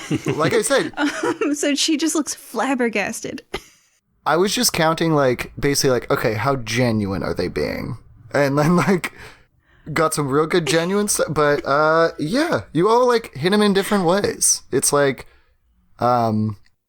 smooch marry bro instead of the other one. Oh, okay. Smooch Mary Pro. That's a very appropriate way of saying that. She walks up to Michael and blushes like crazy and thinks about dinner plans and starts planning what to cook. I mean, like, yeah. Oh, and bomble fruits. I have to go buy bomble fruits. Oh, I don't know if you should be getting so excited for your date yet. You hear a voice cut through the crowd. It's Tiffany. Uh-oh. And you notice, unlike the last time you met, she's flocked by a bunch of other mean girls from your volleyball team. I'm still smiling, but I'm walking off the stage very quickly. Oh, you just came to play games and not face me on the volleyball field? Aaron! Gregory! Is she walking towards us? She's kind of doing that thing like in prom scenes where she's just like standing in the crowd but like talking very dramatically so people are like giving her space. And again, is Tiffany, who Olive remembers having a pretty good conversation with, but seems to be in a gaggle of mean girls. Yeah, she's totally different when she's with a group of mean girls than when she's by herself and slightly drunk. Yeah. So you're thinking back to that letter that was sent and you're like, oh, I bet you she sent this when she was like hanging out with them, you know? Mm-hmm. Yeah, step 1, off the stage, because I've seen Carrie. And step 1, off the stage. Step 2, exchange contact information with Michael and then try to get away from Tiffany / get Michael away from Tiffany, because if there's one person I can trust to make me not look good, it would be Tiffany. So I want him to like, maybe, is he doing something else? Is he like, I don't know. He was fully, okay, so the way this played out in my head was like, he was fully like walking up to you, talking to you, and then you heard Tiffany's voice and then kind of like turn heel and like skirted off the stage. So he's just kind of like slowly like, hey, I don't entirely understand what's going on here. Why are you walking away? And like sort of following behind you.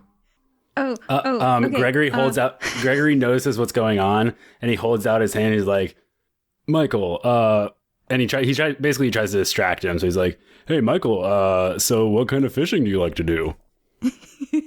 Oh, you see, he's like talking to you, but clearly like looking over your shoulder at a like mildly distraught Olive, and is like, "Oh, I like fly fishing. I like worm fishing. I like beetle fish. Is she okay?" yeah. I think she just has some personal business to take care of, but it seems like she wants a little bit of privacy. So you want to just head over this way? Okay, well, I guess. Look, I'll make sure she stays here. I don't think she's trying to escape from you. She seems very interested. Meet me at the Firebreathing Kittens Guild. Wait, is that a job offer or an invitation? ¿Por qué no los dos? Claro que sí. You see, now this can be like a Cinderella story where you're like, oh, she left at the last hour. How romantic is that? Well, She doesn't have to leave anywhere. We're going to take care of this. Yes, and we will take care of this in the second half of our episode. So, once again, us FBK, Fire-Breathing Kittens, we're joined by Gregory. That's me. Aaron. This female dog is going down. And the champion of the Romance Conundrum, Olive. Is very confused Crocodile. Bye. We hope that you're enjoying this episode of the Firebreathing Kittens podcast. Please leave us a review on iTunes.com. You can subscribe to receive new episodes through your podcast player or by visiting firebreathingkittenspodcast.com or finding us on YouTube. Can you think of someone who might enjoy this podcast? Please share it with them. We don't pay to advertise this show, so the only way we can grow is through the support of listeners like you. Thank you. You can find more adventures on Amazon.com in the bookstore, Firebreathing Kittens, all one word, podcast.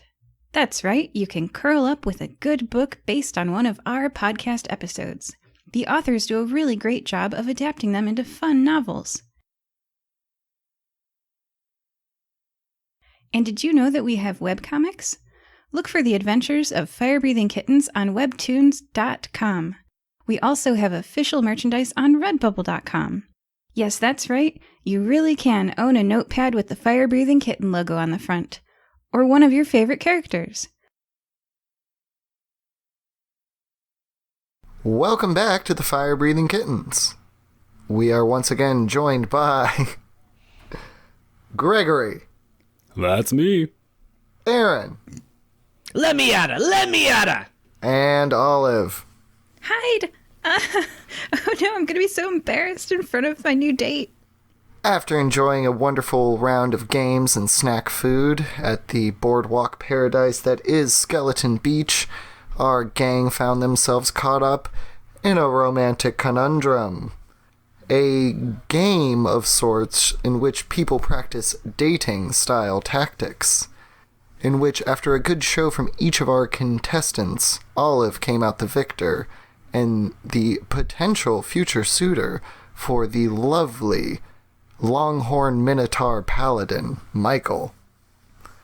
But this was not without issue, as the on-again, off-again friend of Olive, a real will she, won't she of be a total jerk, did the total jerk move of potentially carrying Olive at her big dating show moment. Olive descends from the stage as Michael looks on frightfully between the halting of Greg and the vicious fish-like barking of Aaron coming to the defense of his friend. We cut to Olive backstage, as it were, which is just kind of standing behind a building. Everybody else can also take action, but I thought taking right up from Olive's emotional state would be a good place to go, and go. Olive is confused about a lot of different things. First off, I didn't know Minotaurs could be 8 feet tall. That's a bit large. I'm going to process that. And confused that she won. I didn't think anybody would be. Maybe it took the blindness of a dating game to look past these many teeth. And then lastly, what is up with Tiffany? At first, in high school, she always did kind of act like two different people. Whenever she was alone with me, she was fine, but when she was with her friends, she was a bit mean and would say inappropriate things. And then when we were out on that boat together, and of course that was just her and me and my friends, she seemed nice. So now I'm like, well, she's with friends again, so she's being all mean again. Tiffany, you're a roller coaster. But I know you can't say anything nice about me around your friends, so me being near Michael around you, I should avoid that. Let me get a perception or insight from Olive. An insight of 14? You look back again at that note, and she seems to really be playing up the fact that you cannot beat her in volleyball. And it would be, like, humiliating for her. Like, her friends would never talk to her again if you beat her in volleyball. I hate to say that someone is better off alone, because that seems like a bad thing to say. Like, I hope you're lonely. But I think it's for her own good that maybe she's not near these friends. How's that? We should beat her in volleyball. Yes, I'll say with your insight check, you get the feeling like it would not be a bad idea to beat her in volleyball. Okay, I have a plan. I'm going to play a game of volleyball with my barbarian and fish manipulating friends. Speaking of them, we cut to the other side of the stage. Gregory, you are engaged with sort of like a casual tete-a-tete as this minotaur like takes a step forward, and then you kind of like gently like, no, let's take a step back. Also like having a moment. And he's like, well, I would like to talk to her though. And you're like, but she has asked to not be spoken to. And Aaron, I imagine you're just like, yeah, mad dogging this rude little girl from the stage. Oh, I'm ready to attack. Yeah, like, well, so what are you guys doing? And go. So Gregory really quickly tells Michael, he's like, listen, it looks like there might be something going down here, and I don't want you to get a bad impression of any of us, because you seem like a really nice guy, and you seem like a really noble guy. But one thing you have to know is we protect each other, and sometimes it can get a little scrappy. So I would maybe suggest that you recuse yourself of this environment, if you catch my drift. Yes. I think I have to go send a letter. I'll be by the train station for probably the next half hour. And, yeah. Otherwise, like, I don't know, maybe I'll get some... He's kind of like walking away, like a little bit, like scratching at like his horns, or he's just like casually like brushing his horns, being like, maybe I'll get some nachos, I guess. Gregory yells out, "You should try the electric squid." Oh, okay, thanks, bro. Like, you got my number. We're going fishing. See you soon. And Aaron is jumping off the stage. He uncorks his bottle and draws out a puddle of water, and then shoots it out towards this group of girls, and so that it slides under their feet. And then he freezes it, and then he walks up to her and he shoves her. Okay. So what action? I'm just trying to figure out the action economy here. I think you can bring out the water, put it under their feet, and freeze it. I don't know if you have another action to shove them, because prestidigitation is like a cantrip, which you can like freeze water. I assume you have that. Yeah. Basically, I'm using both of those are shape water. Oh, okay. Those are shape water abilities. So that's a cantrip. Do you, okay, yeah. So bonus action for one, regular action for the other. Assuming that my movement will get me there. Yeah. So you can't take the shove action, but you can cast the two spells. Well, I can't take the shove action because I thought movement and then you have an action and a bonus. Well, does it take two actions to bring the water out and freeze it? Or can you bring it out and freeze it in one spell? I believe it's in one spell because it's all just a shape water cantrip. You can only manipulate in one of the following ways. So... You'd have to... Oh, can I only do one at a time? You would have to use two. So you can do it. Yeah. You just can't shove. All right. 2 actions. So I am stalking towards her as I have used 2 actions to put water under their feet and then freeze it. Yeah, perfect. I will... Okay, here's a little devil's bargain. If you also put it under your feet, you can just take your move action and then bowling ball straight into them. I'll do it. So you're also going to potentially fall down from this, but you like... I'm all right with that. Yeah, like Iceman from X-Men. You like make an ice slide and... Nice. Cool. So yeah, we'll take the shove action now. So contested strength. Okay. They did not roll super spicy. You could definitely do this if you roll well. I got a 9. Ooh, okay. They got a 10. So you like bump into them. I'll give you this. It's like they can't tell you tried to knock them down. It's more of just like you bump chest and we're just like, what's up? But you're like, oh, okay, I didn't get him. You know you failed. One of the girls in the back is like, oh my god, Olive's got like a little freak from the ocean helping her out. What a freak move.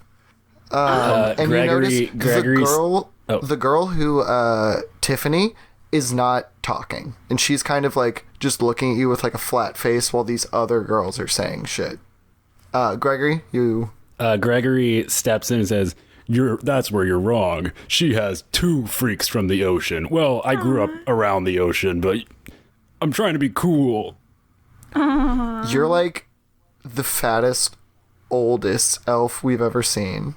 And then one of the girls is like, oh my god, I think he's a human. And they're like, and they all do that fake, gag me with a spoon thing from the 90s. I'm gonna date myself in this one. And these were what mean girls were like when I was a kid. I'm actually a Loxodon. Oh, that's right. Loxodon. Thank you very much. That was really bad. I kind of want to edit that out. But they could have just been wrong. yeah, what the heck is a Loxodon? Giant elephant man. No, like I understand like what that is, but this is like this seems like a big pile of goo. It doesn't seem like a Loxodon. Oh, I get it. Yeah. Listen, I think that you might just be dealing with some stuff, so I'm not going to hold that against you, because, you know, a lot of the times when people say mean things, it's because they're actually hurting themselves. So I just want to let you know, I'm not going to hold that against you. What's your bonus to charisma? +0. Okay, so if she rolls less than a 10 on a wisdom saving throw, she's going to have to accept some honest truth about herself. She rolled a 2. So she just kind of like, I think I need to go call my sister, and like runs away from the group. Yes. Yeah, 1 enemy defeated in social combat. Yes. You just My schooled. favorite kind of combat. So they close ranks and kind of like nudge Tiffany, and she's like, look, where's Olive? I just came to challenge her to a volleyball game just to remind her what a like bad volleyball player she is. And she kind of like looks back at the group for approval, and they kind of like look at her like, what? Yeah, she's like not very good. Where was Olive? And she's like looking at like Aaron and Gregory. Where's Olive? Huh? Yeah, like I just want to go like tell her what a nerd she is. Insight check from either of you. Inside check. Sure. All right. 8. Oof. I think that Tiffany's a jerk, right? Yes, especially with an 8, you think she genuinely wants to go find Olive to like call her a nerd and tell her she's bad at volleyball. Am I allowed to do something at this Oh, point? you can act whenever you want. Like, Oh, cool. yeah, like I'm going to use prestidigitation to create an illusion, like a illusion of buckets of blood that just dump over this little crowd of people. okay. We were on a stage. We said it earlier. What is your spell save? Or your spell DC, or like whatever it's called? The number they have to beat. Can you roll against prestidigitation? Well, see, the problem with prestidigitation has no like tangible effect. So this is them seeing blood coming down and freaking out. It. So that's why I'm like, let's just see. It's their like wisdom's a thing. Spell save DC 13. Yeah. Okay. So one of the girls like kind of like puts her hand up and like droplets hit her first, and then she kind of like drops it. The other 2 girls see blood coming down and instantly run like cowards like into the crowd away from it. So now it's just Tiffany and this one other bully girl, and the bully girl's like, oh, cool move. Guess what I can do? And she snaps her fingers and goes, you're lame. And attempts to cast Vicious Mockery on you. Could you make, I believe it's a wisdom saving throw? Oh, that was bad. Let's see. Wisdom. Oof. That would be a 4. Yeah, so you take 3 points of damage, and, like, you feel the effects of this burn, like, affect your soul. You have been served magically. Can I respond? Yeah, you're just casting spells at each other, like, being nasty at this point. Vicious Mockery is a very low-level spell, and, like, it's, you know... She's definitely not going for blood. So, like, this isn't, like, it's just, you know... I mean, you can react in any way you like, but... Oh, well, I'm going to respond with Vicious Mockery, and I'm going to respond, yeah, well, your boyfriend seems to think that you're the lame one. He says you can't do anything as well as I can. Oh, my God. I'm sorry, David said what? And she runs off like, I have to call my boyfriend. You guys have fully socially defeated this crowd of mean girls. Wow. It is now, you have just the lone Tiffany, which both of you believe to be a mean girl, waiting for you. Like, right in front of you. Like, she's like, oh, actually, she breaks character once everybody else is gone. It's like, oh my god, can I please talk to Olive? I'm so sorry about that letter I sent her. I didn't mean it. Like, I've been stuck with this girl's ever since we had a reunion last week, and it's just been nothing but wine days and brunches, and I just need a break. Gregory approaches Tiffany, puts his hand on her shoulder, and says, listen, you owe it to yourself. You don't have to hang out with toxic people like that. You get to choose who your friends are, you know. And if you don't feel comfortable around them, or don't feel comfortable doing what they're doing, you don't have to hang out with them. So it's a little bit on you. Oh, so I'm just supposed to have no friends? Like, I'm not brave like Olive. I can't just, like, go out on my own. That's why I wanted to talk to her. Jeez, why do you think I'd send her such, like, a mean letter? I thought she'd be like, hey, what the heck? That was super rude. We hung out super cool last time. I'm just trying to tell you that life's a lot easier when you spend time with people you like. Yeah, life's a lot easier when you have very few social connections as well. Sometimes, like, the whole world just comes crashing in on you, and you're like, how am I going to get out? What do I do? Like, I'm sorry, who are you again? I'm just Gregory. Lovely to meet you, Greg. And she turns to Aaron. We could teach you how to bite them. Olive! And she just turns and starts yelling Olive. So Olive, backstage, like, only about 30 seconds have passed. Like, that was technically a combat round. So, and then you hear Tiffany, like, yelling Olive. Also, you know, and you, yeah, there was no spells that you would have noticed backstage, so. I assume that she's chasing me and is calling me out, like, because she's going to embarrass me in front of Michael. So I look around for an exit. Again, this is all like an open air, like, you're essentially a, like, Burning Man with, like, a couple permanent shops. Like, so you can just go running off into, like, the beach. The playa. Yeah. Hey, so I head to the electric squid place. Oh, wait, no. I know Aaron better than that. I head to Muscletown. So with daylight fading, the muscle folks of Muscletown are leaving for the night. The showers have gone cold, and the waits have long since silenced themselves in their racks. Muscletown is now, like, you hear music playing throughout as the denizens of Muscletown, done with their daily exercises, do what they, you know, also like to enjoy, i.e., whatever the heck they want. Is there a hot tub? I mean, most of the hot tubs are located in Jacuzzi-Albania, but they do have one Turkish bath style permanent building. Okay. If I could relax there while waiting for my friends, I would, but if I can't see outside, I wouldn't go in there. I would just hang out, like, I guess near the showers. Cool. So you can just hang out and, like, basically there's no, like, entertainment in this area aside from the actual people doing exercises. So it's like they're done doing exercises. So, like, in the few sort of bungalows that are established, they're, like, playing cards, playing music with each other, just, like, hanging out, you know?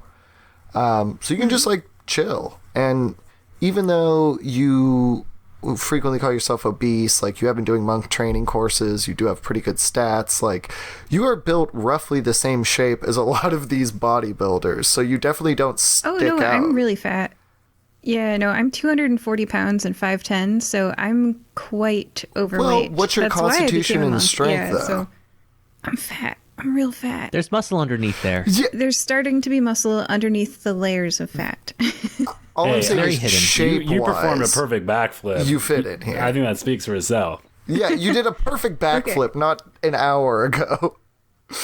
It's true. I'm definitely not human, but yeah, no. So if there's anything warm, I'm gonna lay on it, and if there's anything water, I'm gonna dive in it, and otherwise, I'm just gonna lay flat on the ground and pull the statue routine or log routine and just wait for my friends. Like, if there's a sunbeam, I'll warm myself there. If there's there's these, like, massage tables sometimes that are, like, heated. I would just lay on it. Okay, I'll give you a heated massage And wait. table. Yeah, I'll just lay on that and wait and just be like, I don't want anyone to see me like this. And just, like, cry. Cool. Aaron and Gregory. This Tiffany girl has just sort of, like, walked away from you guys, as she's still, like, at her core a mean girl, even though she is trying to become nice. You're not giving her what she wants, so she's like, rather than be mean until I get it, I'm just going to disconnect myself. So what are you guys up to? I think we have to go run and find Olive. Yeah, Gregory wants to find Olive. So, knowing where she was last, you run back behind the set. Do not see her there. Yeah. All right, Aaron. If we're going to find Olive, we need to think like Olive. Now, if I were Olive, where would I hide? Where did you get the cheesy fried stuff? You're Where I wanted right. to go first. You're right. We should go to the cheesy bread stand. To the cheesy bread stand. So, yeah, you run over to Snacksburg and find the rainbow cheese stall. And it's it's like a montage of those, like, when people are, like, showing, like, a picture of someone, and they're like, Yeah. I don't know, and just sort of, like, shrug at him to... and it's just various snack food stalls. Fried chicken on a stick, shrimp on a shrimp, pasta ball. You check back at pasta ball twice. And Gregory is collecting free samples from every place he goes to as well. Aaron is looking at him disgustedly. Gregory, at one point says, you know, you'll be my age one day too. Your body can't look like that forever. And then he shoves another snack into his mouth. Watch me. I'm ageless. Well, I hadn't really considered that. Maybe you can look that way forever. Well, I'm embracing my age. Nom, nom, nom, nom, nom. Fun fact, Tritons do age. Aaron just does not accept this.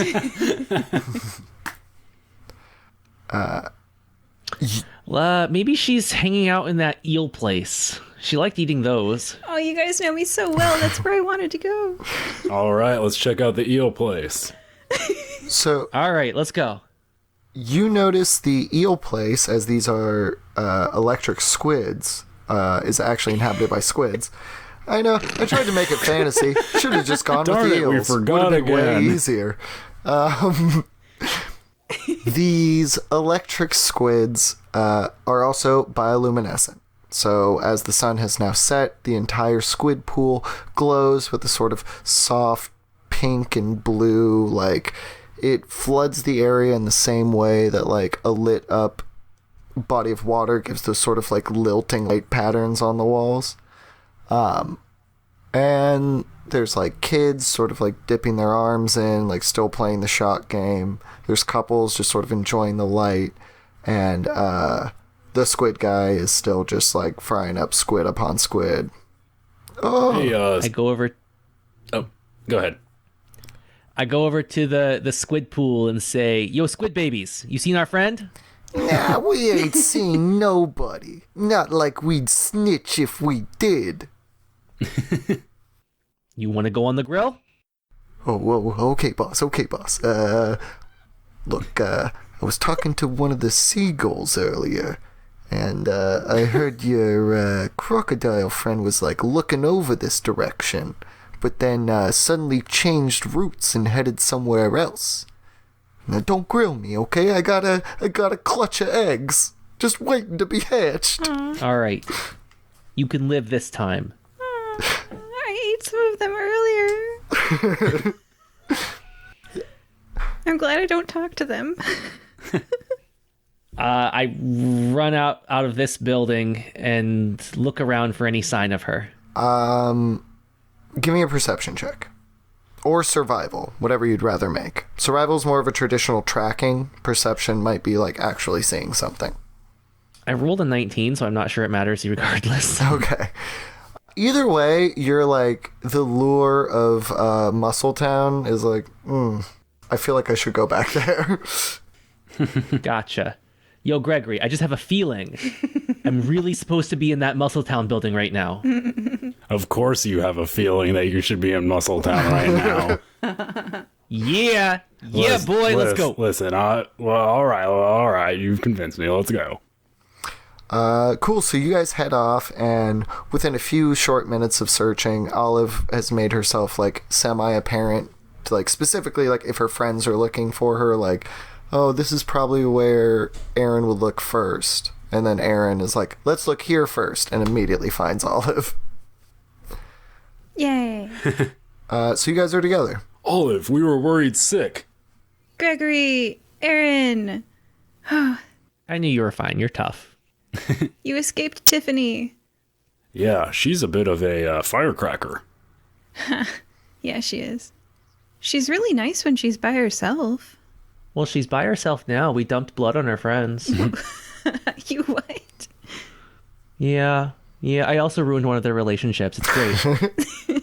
I can't say I'm not amused. All I right, encouraged one of them to look inward.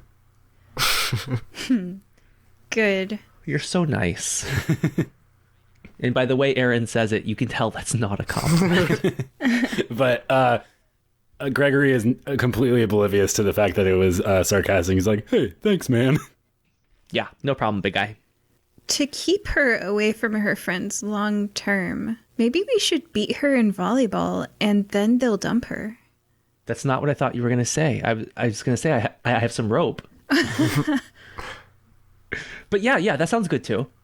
You know, I played some volleyball back in the old school days in intramural, so I could be convinced to join a little game or two. Oh, what position? This might surprise you, but I was actually a libero. What? Yeah. Liberos are the best because the only way to lose is for the ball to hit the ground in our court. And when you got a good libero, that doesn't happen. High five. Yeah. Well, you can also lose by the ball hitting the ground out of bounds. That's true. Technically. And I would sometimes do that. Or if the ball hits the ceiling, or if the ball hits an audience member, or if the ball hits the referee, all of which have happened under my libero-ship, but I think I can do it. Okay. Aaron, what position do you want to play? I've never played this before. I have a dagger. Will that help? We're going to make you in the front without your weapons, and then anytime we pass you the ball, spike it down on him. Okay. Okay. Everyone will cheer for you the most. Okay. Sure. Yeah. Yeah. All right. Yeah. Uh-huh. All right, I'll do the setter because I rotated through that a few times. So I'll be setter. We got a setter, a libero, and a spiker. Let's do this. Perfect. Cool. So you're confident in your volleyball squad? Do you want to add anyone else? I mean, we really could use a setter because I'm not actually a setter. Do you guys think Gregory could set? Because he's really tall. So he I could set, you know who else is tall? Michael. but Guys, wait right here. I'm going to go find him. Right while you're saying that, Gregory just like toots out of his snout, like basically sounds like it's a megaphone, and he says, "Michael, are you anywhere nearby?" oh no. We're right next to the train. You also know he told you he was going to be at the train station. Oh, Yeah. I guess This is literally one of the first buildings up from the train station, so he's like right outside the door. Oh, so did he hear me? Yeah. Should I like roll for that or something? This was the equivalent of when a parent's dropping their kid off at middle school, and then like as soon as they get out of the car, they honk the horn. They're like, "Bye, I love you." Oh, that's absolutely Gregory energy. Yeah. So like a couple like minutes go by, like it's more like seconds pass as you guys are kind of like looking at each other like, well, do you think he heard? And then you kind of see like a figure fully like on all fours with like head up moving like a charging bull. You see like his plate mail has been designed to like, as he goes into all four mode, like it locks back into like sort of like stallion plate. And then he comes with like a skid in the sand and like stands up, and you see his like super cool armor like slides back into more like humanoid shape, and he's like, "Oh, hey, what's up? Did you guys call me? I thought I heard like maybe like did you guys say my name? Oh, hey, Olive." All right, Michael. Gregory goes up to him and gives him a like bro chest bump. Yeah, like he like goes back and then does one of the like slap handshakes and then puts his like arm around your back, pulls you in for just like one bump, and then he like put your hard shove away because it's like the Predator handshake where it's just like yeah, like a Predator handshake into a shoulder clap, and then it's just like, all right, what's up? That's good. What's going on? I'm glad we're just friends, honestly. He's like, honestly, now the game's over, you locked it in with that first fishing one. Also, like, dude, just so in case you want a romance, I could smell your fish head from across the barrier. Hey, so I was kind of just gambling that might have been a benefit. Hindsight's 20/20, you know? Like, I'm gonna be honest, that first round, I was mostly trying to triangulate where that smell was coming from. Hey, you win some, you lose some. No hard feelings. Hey, you know what? You want a friendship, my man. Hey, and you know what we're also going to win? This volleyball tournament if you join us. What do you say? Oh, are we getting down with some VB? We're going to get D with some VB. Oh, VB, AD, all day. Okay, faux show. He kind of catches himself as he's broing down too hard, and is like, "Okay, wait, hold on." Like he's like, "Shut up, dude." And like puts on like his paladin face, and is like, "Olive, you got out of there pretty quick earlier. Everything's cool? Are you playing volleyball?" Let me roll for this, because I guess Olive as an athlete would be into the bro type. So, okay. So I was going to be like, above 10, she's really ballsy. Below 10, she's shy, and that's a 1. So Olive just like blushes and hides behind Aaron and squeaks from behind him through her crocodile like face. Yeah. Yep. I got an old high school friend who wants to play volleyball with me, and yep.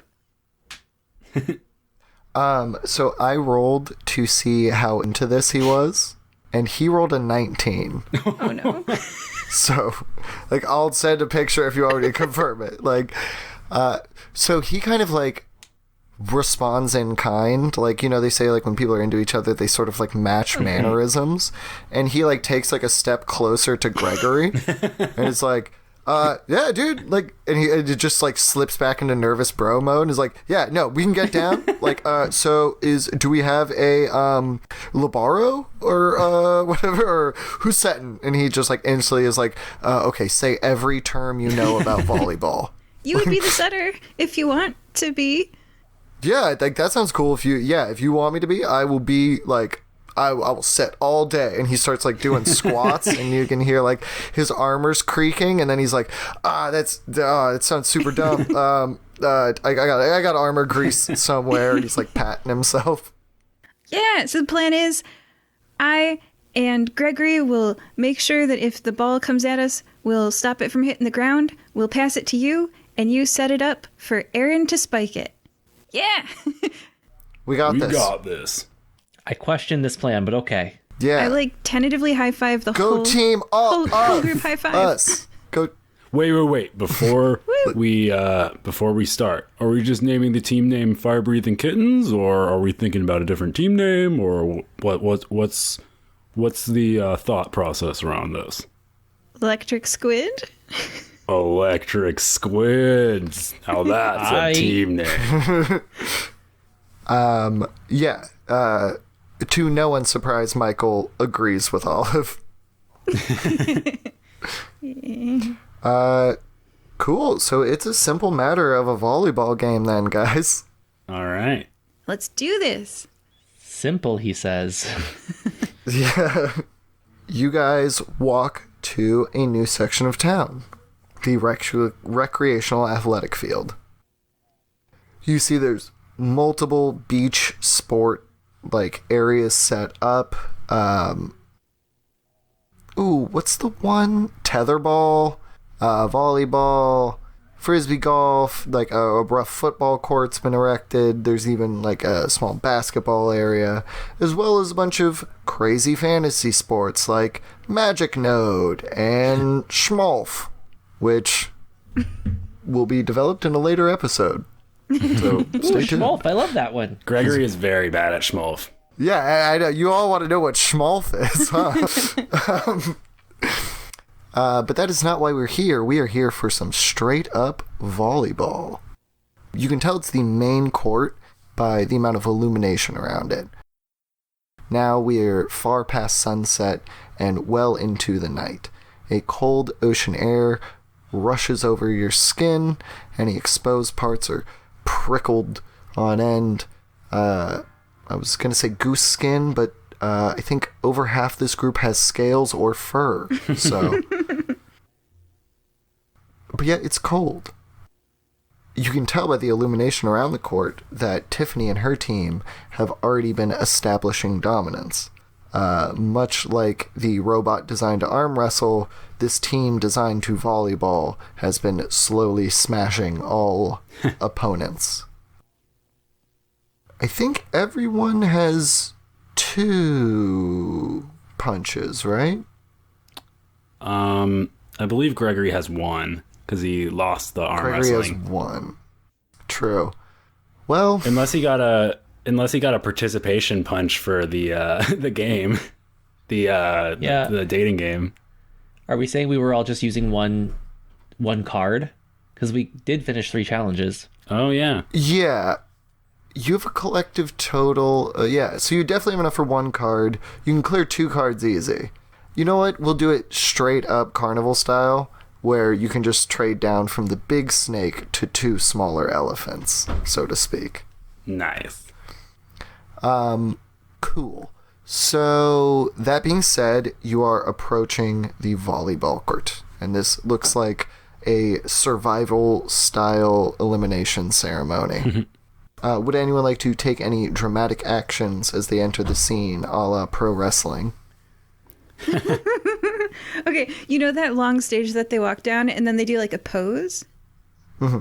Olive will burn a key point to do Step of the Wind and to take the dash action as a bonus action on my turn, and my jump distance is doubled for the turn. So I'm gonna like jump with my arms Superman style and then like pull my feet in and land, having jumped 26 feet horizontally. Sticking the landing, putting my 2 feet down in the sand, spraying up the sand around me when I land with my arms raised above my head. 9.0. Gregory thinks... So- oh, sorry.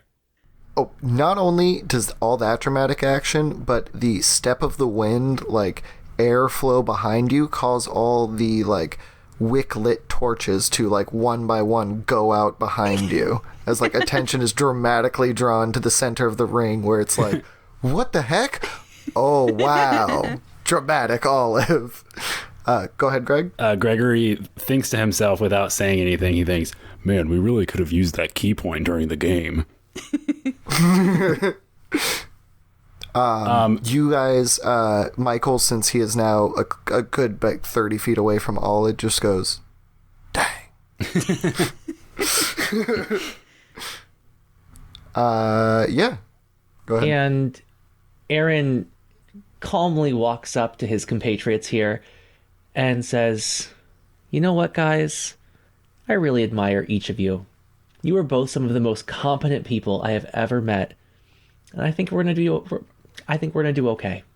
Gregory gets choked up a little bit. He's like, thanks, man. Yeah, no worries. Take some bardic inspiration here. Yes. Everybody has a bardic inspiration die. Ooh. Nice. Can we use that on abilities or skills? You can use that on any kind of roll you like, but there's only one. Michael just looks at Aaron, kind of like gives him like a big smile, and then just gives him a big hug. And was like, you know, like, Oh my. yeah, thanks, bud. It was, you know, we met in a dating show, but like, I think everything's shaken out pretty good. I'm glad to know you too. You are also very competent. I should be. So then he does turn like immediately towards the volleyball thing and is like, all right, now let's go help out Olive. Let's go. So everybody charges in, and the mean girls, you see two of them are bleary-eyed from, like, having intense cry phone calls for, like, most of this. But you also see they're thick with sweat as they're just taking out all of their emotions in volleyball.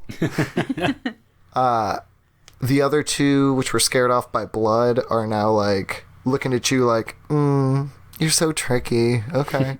And then you see Tiffany just kind of, like, looking at you with, like, composed face, but like the eyes give her away of like, let's do this, but like, let's kick my butt. You know. Yes, so pure athleticism, just trying to do like a good game of volleyball, will be athletics checks. Okay. If you want to do some wily moves, this includes spell work or whatever, where, you know, it's like not so much just doing the spell, but like being able to functionally play volleyball while doing something. That will be a sleight of hand check. And if you want to mean girl back at the other group, that'll be intimidation. So that's sort of like your three things you can do in this round. And it's a little bit like rock, paper, scissors, where athleticism is beat by intimidation, intimidation is beat by spell work, and spell work is beat by athleticism. Wait, let me write that down. Intimidation, it beats what? Okay, we'll do it this. Intimidation beats spell work. Sleight of hand. Sleight of hand beats athleticism. And athleticism beats intimidation. Gotcha. So either you be a better player, you freak somebody out, or you get real sneaky. Do we have time to cast a spell in this area before the game starts? I'll say you guys can kind of like socially start the game whenever you're ready. Depending on how you're casting this spell, they could take note, and you know at least one of them, because she did Vicious Mockery, is a spellcaster. They could also in turn be like, oh, you're casting preparatory spells? I'm going to do that too. So That's fine. If you do, yeah, like, then cool, yeah, you can totally do it, but under the assumption they probably also will cast a spell. I think we should cut out some of the lying that seems to be happening around here. Just have a good, clean game. Ooh. What do you guys think? Yeah? Question mark? I'm fine with that. I'm pretty much an open book. How big is a volleyball court? Oof. Is it more than 15 feet? I would assume Yes. so. Yeah, it definitely is. But I think half of Is it, half of it more than 15 feet? if it's It's 30 feet by 60 feet. So it is 60 feet, like 30 feet on each side. 30 foot by 30 foot. so you could get half of it. Gotcha. I can only cover 15 feet. Hey, Michael, you're a paladin. Yeah. Do you also know Zone of Truth? Yes. If I remember the way paladin spells work, I believe I do. Yes, it's a bard, cleric, or paladin spell. Want to help me out here and make sure there's no more lying from these mean girls? Yeah, absolutely.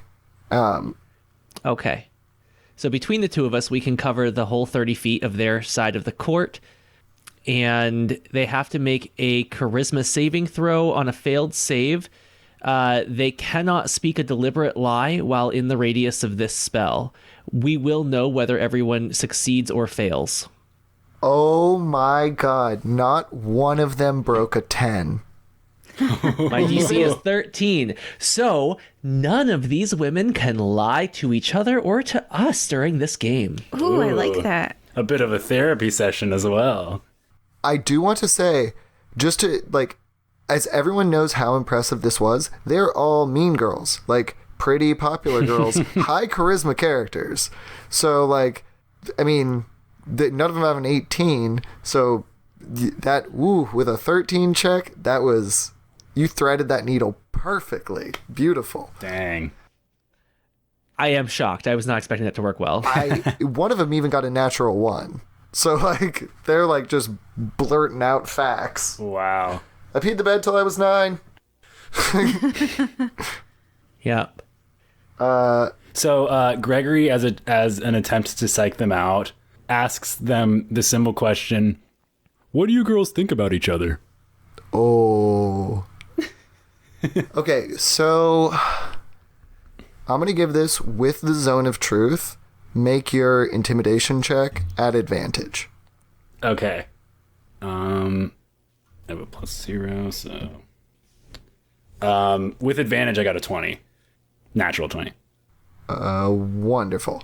Okay, so the group sort of devolves into petty arguments. Well, yes. Like, no one is immediately like, I truly hate you as a person. But they're like, you know what? Well, Jenna does owe me $5. And it's like, well, actually, I paid for the carriage ride the week before, so I don't really owe you anything. And if anyone owes me anything, Sheila owes me $7 for the pot stickers when we went to the port. And then it's just like that, like, they all actually think that they are in debt to each other instead of realizing they are friends, and petty money like that should not be held accountable. Yes. Accountable. Good one. Yes.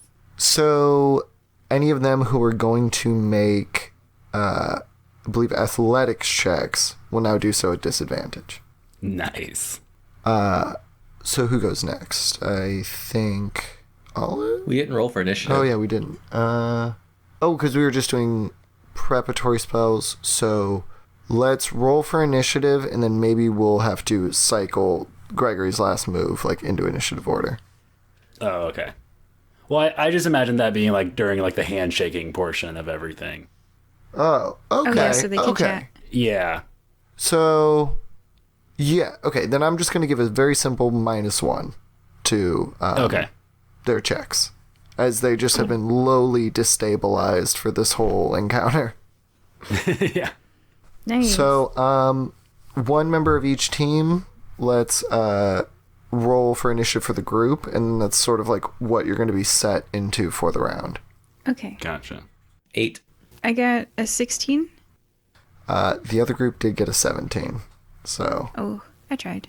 They're going to go first. One of them yells, like, just focus up, and they're all just going to make athletics checks this round. So... Okay, so I have their highest and their lowest rolls.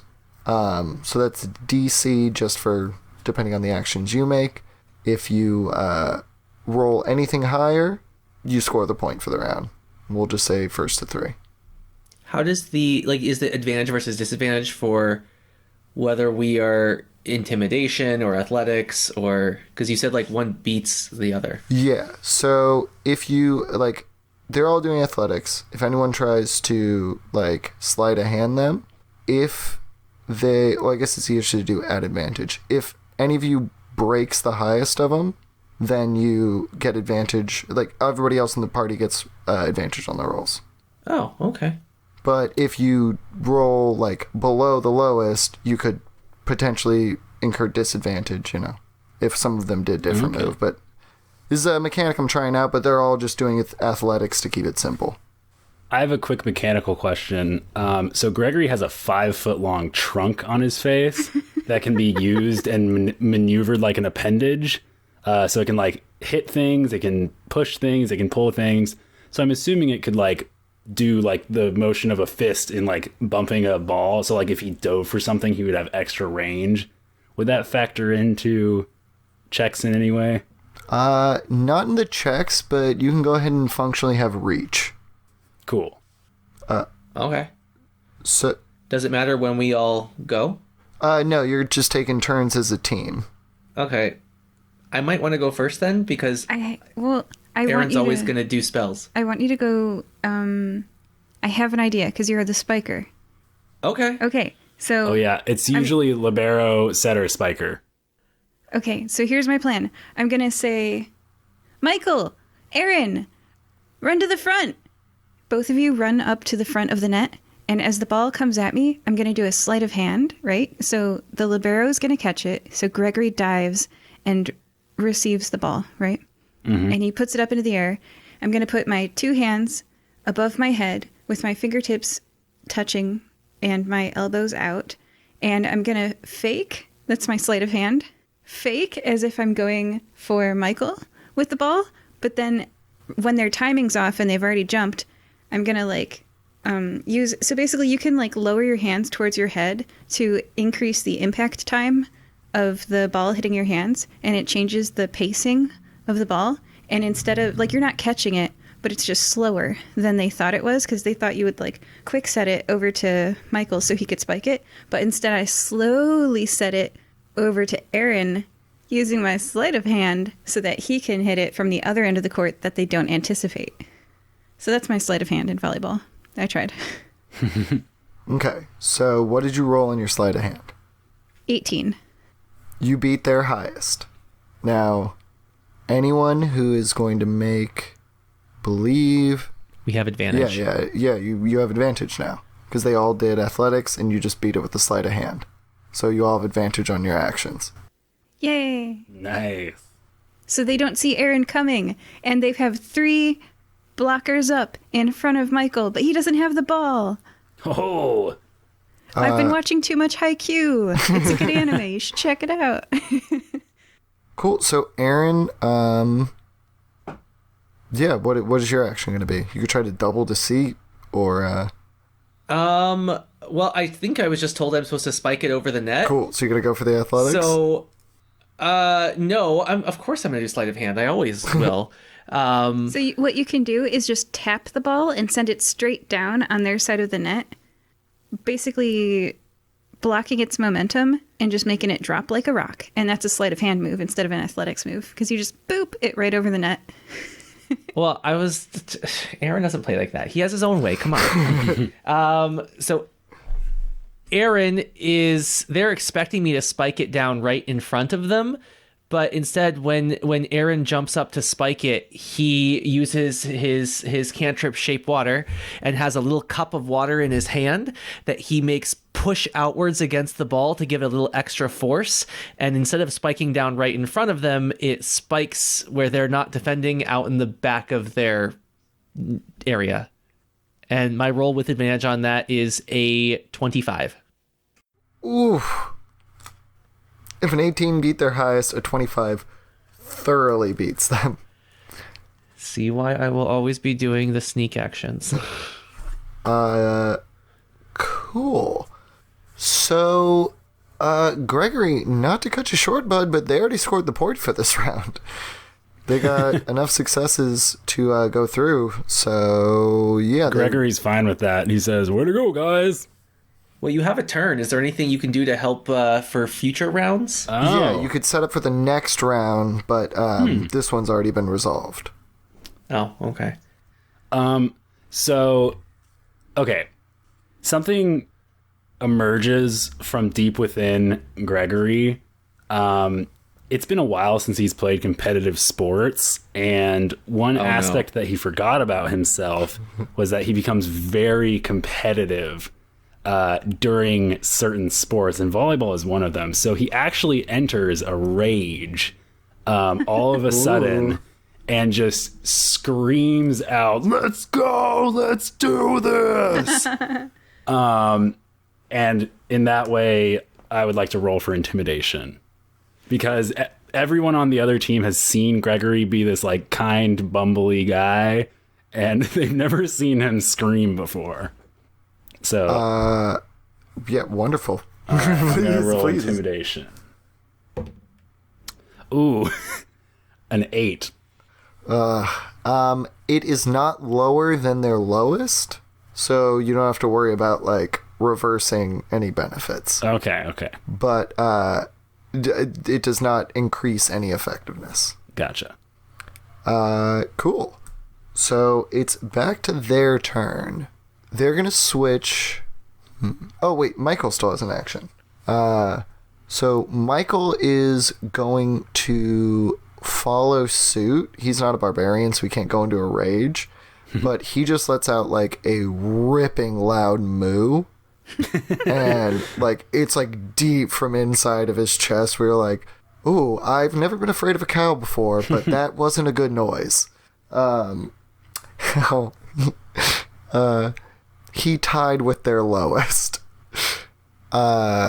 So they are going to sort of laugh as he tried to make a moo scary. Intimidations in the next round will be made a disadvantage. Cool. So it's their turn. So they're going to, let's just say 2 athletics, 2 intimidates. So, boop. Ooh, okay. In volleyball, wouldn't it be our turn now because we scored the point? Mm-hmm. It's our serve, but yeah. I've not played volleyball since I was 15 years old. So, yeah, you guys can go. Thank you for keeping me correct. Okay, let me go first this time. I am going to casually toss the ball back to who's serving? Michael? Sure. Okay, yeah, I'll toss Yeah, it you back can to serve. Michael and say, "Here you go, buddy." And as my back is turned to them, I will cast Unseen Servant. Ooh. And I got a 14 plus 6 is 20, non-natural. And I'm going to cast the Invisible Servant and command him to go over on their side, and anytime the ball is coming towards somebody, just trip them. Oh my gosh. So sneaky. Yeah, the unseen service doesn't speak, but like the whoosh that it makes as it like moves away from you, you're like, it has purpose behind it. Like it understands its task. Yep. Wow. Cool. So, Gregory or Olive? So Gregory would just like to make an athletics check. Cool. As will Michael. We'll make his now. Yep, because he's serving. Gregory got a non-natural 20. Cool. So both of you, their highest. So, Michael sets it. Gregory keeps it funky. And, Olive? Olive is going for the athletics. She's going to step the wind again to move extra fast and receive a ball that was going to be out of bounds, but she can leap 26 feet. And that's a 10. So, like, she got there. It's not graceful. She gets sand everywhere. Like, just like, but reached out her hands and did return the ball to the court. Or maybe not. It's a 10. You tell me how I rolled. Like how to interpret that. I tried to dive 26 feet and get the ball. So, yeah, I'll say it was in between, like, Michael and Gregory's turn. So Michael sets it, they serve it back, went out of bounds, Olive pops it back in, and then Gregory comes in for the serve. 3 of you beat their highest. That's all you need to score the point for the round. So yeah, you guys are 2 points ahead. Just thoroughly trouncing these enemies. Only 23 left to go. Or a comparative 2/3 of the points. So yeah, they flustered go into a round of intimidation checks. Just talking trash, trying to throw all of you off your game. So what's the moves you all are making? So I have Lockset on Serenity, which means I have advantage on saving throws against being charmed or frightened. Would that fall under intimidation? No, frightened is a condition. Gotcha. Yeah. Gregory's gonna roll athletics again. That's a 9. Oof. You still have your bardic inspiration. Oh, I'm gonna burn that. And roll a d6.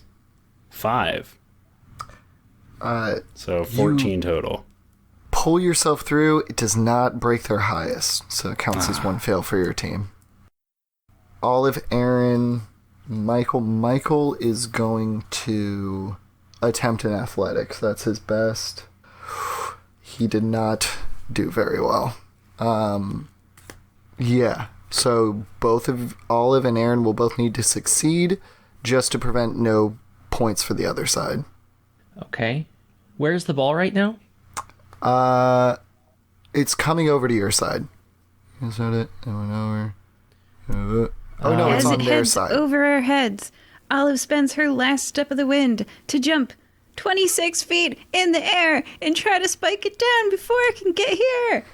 Athletics check. Plus my bardic inspiration. 18. Yeah, Olive jumps up. This ball just skirts beyond her fingertips. She kicks off the air itself just enough to get one finger behind it and push it back towards. It's coming down hard on the field. 1 point. On the court.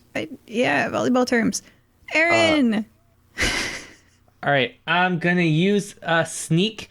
One of my racial abilities is Gust of Wind. I am going to invoke that and make the ball slightly change direction from where it was heading so they'll have a harder time hitting it back. I rolled a 13 plus my 6 is 19. Ooh. Again, just like Olive, narrowly, like getting you have a little bit firmer of a grasp over it, but you pull that wind and slam it back down. I can see over the wall. Yeah, I'm gonna Sorry, say. I had to. I love IQ. Okay, so this is a push. This round continues. So they're gonna go into all athletics checks. Okay. What are you guys doing this turn? I'm gonna do an athletics check. All right. 18. Yeah, so you go, let's see, Michael's going to roll his. Oh, cool. So, you and Michael again do a tag team. Together, you guys, like, set it up real nice. 2 successes for your side. If Aaron or Olive can succeed on their respective check, then you will score the last point needed to win. Olive's going to try to pass it to our spiker, Erin, using her athletics. She got a 19 on the dice. Plus 3 is 22. She stands there unmoving and with one hand, like, lobs it over to Erin, like, with this vicious mockery grin on her face at the other girls. I hope you weren't counting on me too much here. So I rolled a 3 plus my 6 is 9. I am going to try to spike it over while I command my unseen servant to just kick sand in all of their eyes. So And then they win because the other team was incapacitated. Aaron is a little bit, like, sort of misses the mark for the ball coming towards him as he's commanding his unseen servant, but Olive has such a command of the game that even with him not paying attention, the ball sort of bounces off of him. Okay. There's this reference. He has his eyes closed as he spikes the ball, trusting that it will be in the position that it needs to be when his hand comes down. I watched way too much Haikyuu. I'm sorry. Ooh, wait, I got that one. I watched a few episodes. But yeah, together, even with Aaron sort of flubbing on his check, Olive's check was just so good, and you did only need 3 out of 4. So, With his eyes closed, Aaron swipes his hand and feels the pressure of the ball against it. Your hand connects with the ball, and with a slapping sound, you drive it down over the net. the final point in the match is concluded. You guys win! Yeah, that's right, ladies. Yeah. How does it feel being losers? As soon as the final whistle blows, Gregory exits rage and says, "Oh my gosh, I'm sorry, guys. I don't know what came over me there." I've got my arms around everybody in a group hug, and I'm jumping up and down. I'm like, yeah! If there was Gatorade, it would be poured over us. Yeah! I'll evade. Yeah, the crowd's going nuts. Like, it's a total end of a game. Like, you guys straight up went at the standing champions and trounced them. Like, they did not get one round over you guys.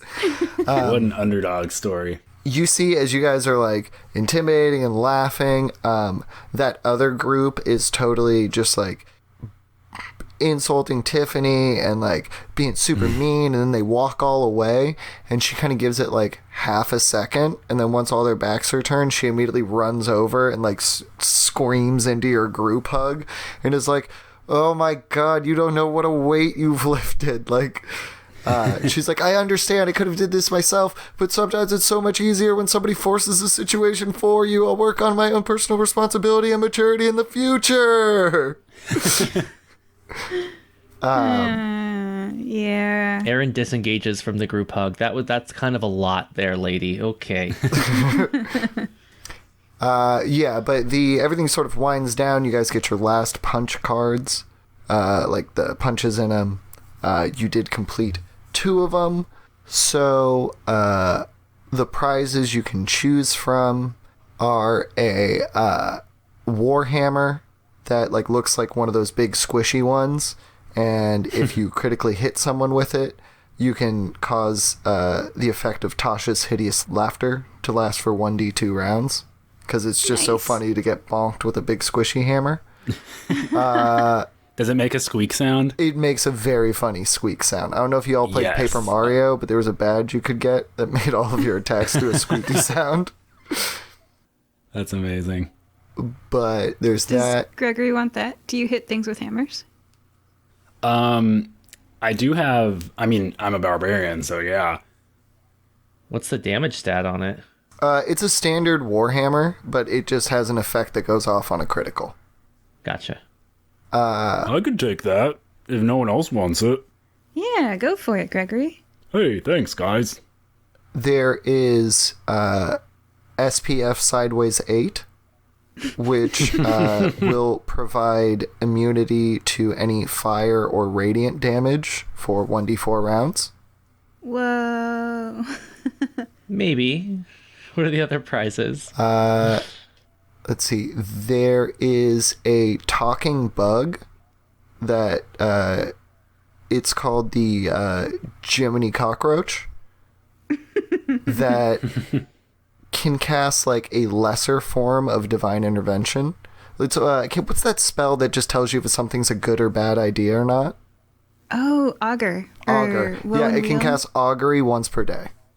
in the context of like a moral standpoint of if this is a good idea Okay, or not. not like a should we choose the right or left path. It literally is like, well, I think that, this wouldn't be a good idea. I don't mean to be your conscience, but... I think Aaron needs that one. Aaron doesn't want that one. Uh-oh. Okay. I didn't mean to make another Disney item, but like that does have like a really good lineup. What's another fun thing that you get at the beach? Oh, one of those coconut husk heads that if you fail a concentration saving throw, it'll explode and absorb it for you. Oh.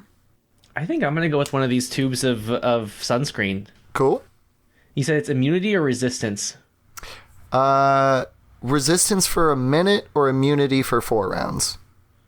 Ooh. To fire or radiant? Yeah, and actually, instead of rounds, why don't we do 20 points of damage? Up to 20. Yeah. Okay. Or you can just lather yourself up and get resistance for a minute. And it's single use only? Yeah. Okay. Olive wants that. Can we both get it? Yeah, they have... It's like literally a prize booth like Dave & Buster's or whatever, or Chuck E. Cheese. SPF sideways 8. Fire or radiant resistance for a minute or 20-point damage soak. 1 use. I like it. Perfect. And then what you taking, Greg? Oh, I'm taking the Warhammer. Cool. What did Michael take? Oh, Michael decided to get their matching owlbear teddies that can cast message to each other. And is like, I don't know if this is like too much, but sometimes I'm like on the battlefield and anyway, here you go. Also, like, I let my order know that I might be putting in a application of the Firebreathing Kittens. You just made it sound really cool. So, like, if you need to talk to me about the application process, you can hit me up on this cute owlbear. It's the most reasonable. If they had something less adorable, I would have picked that, but, Is he handing that to Gregory? No, he is not. No, but we'll leave that little plot point on that. Is like, if you want to talk to him in the future, you got a little stuffed owlbear you can chat with him with. And he is like, I have expressed interest in the Fire-Breathing Kittens potentially in the future.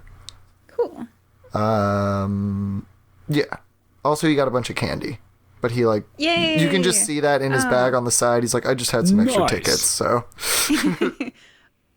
There's 2 types of people. Those who go to Dave & Buster's and just always save their tickets, or those who go to Dave & Buster's and leave with a lot of Laffy Taffy. Yeah, he decided to Or get the Nerds cheaper Rope. thing. He got the walkie-talkies and the Laffy Taffy.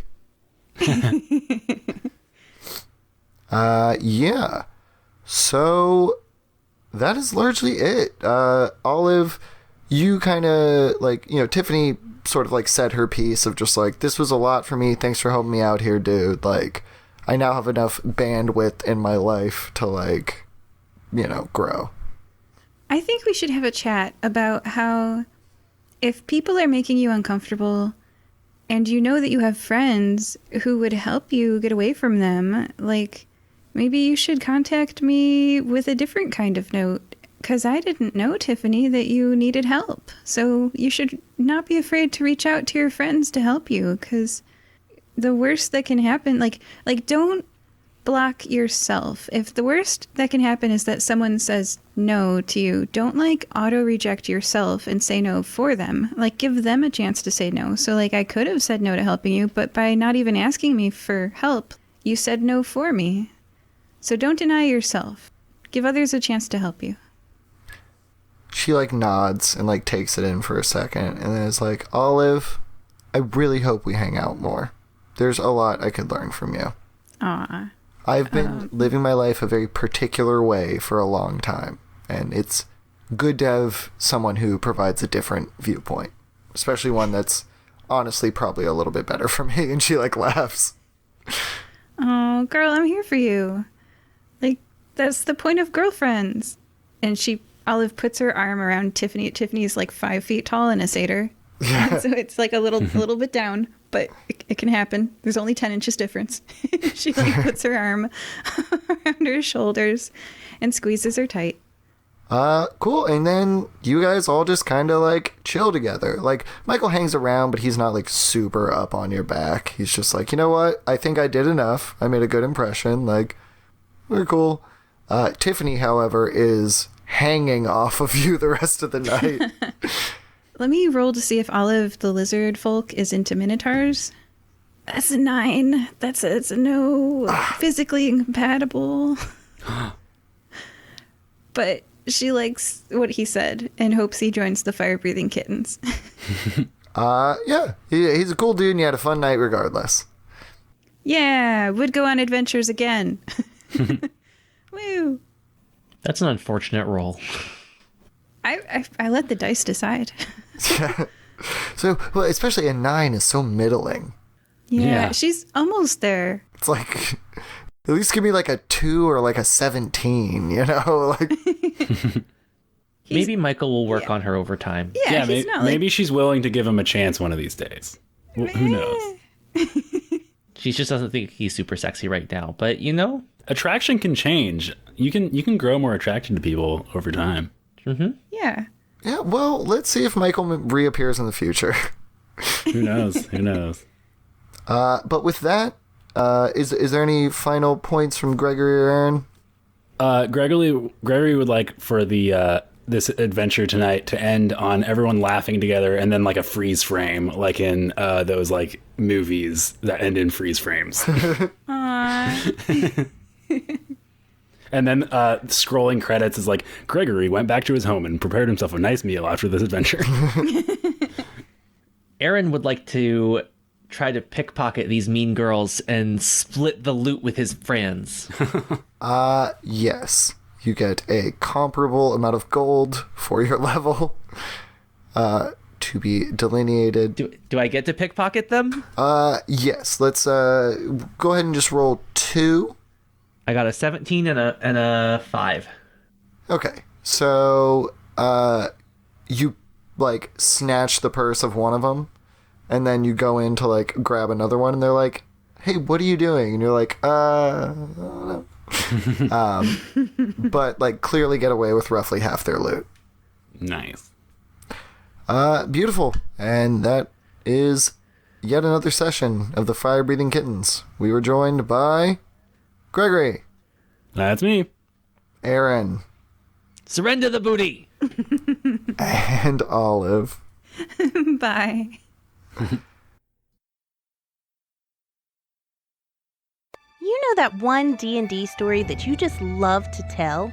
I want to bring it to life for you. My name is Kim, and I host Bedtime Fairy Tales, where every fail deserves a tale.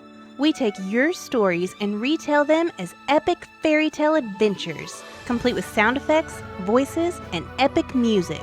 We also keep it easy to follow, so you can even share your story with your non-playing friends. So be sure to look for Bedtime Fairy Tales on Apple Podcasts, Spotify, or anywhere else you listen.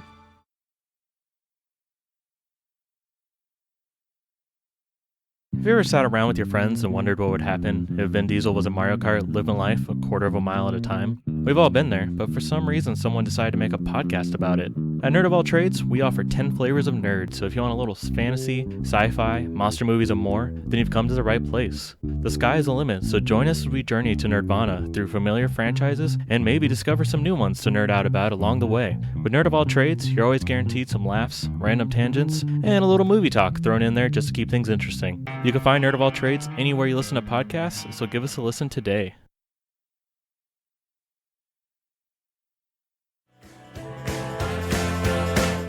Hi, I'm Richard J. Hanna and I host Don't Be Afraid of the Dark, and when you finished, and only when you finished the last episode of Firebreathing Kittens, drop in on us. We play music, dedications, we do competitions. You can find us on iHeart, on Spotify, and most good podcasters.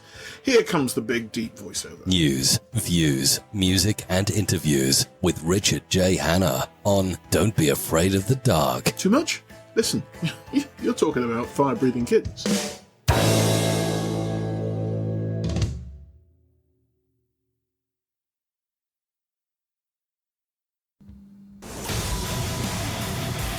I'm Larry. And I'm Vince. And we are Late Night with Larry. We do a podcast where we like to talk about cryptids, the paranormal, hauntings, UFOs, and anything that goes bump in the night. So if you're ready to cross the cryptid crossroads, come on over and bring an open mind. We'll be waiting for you.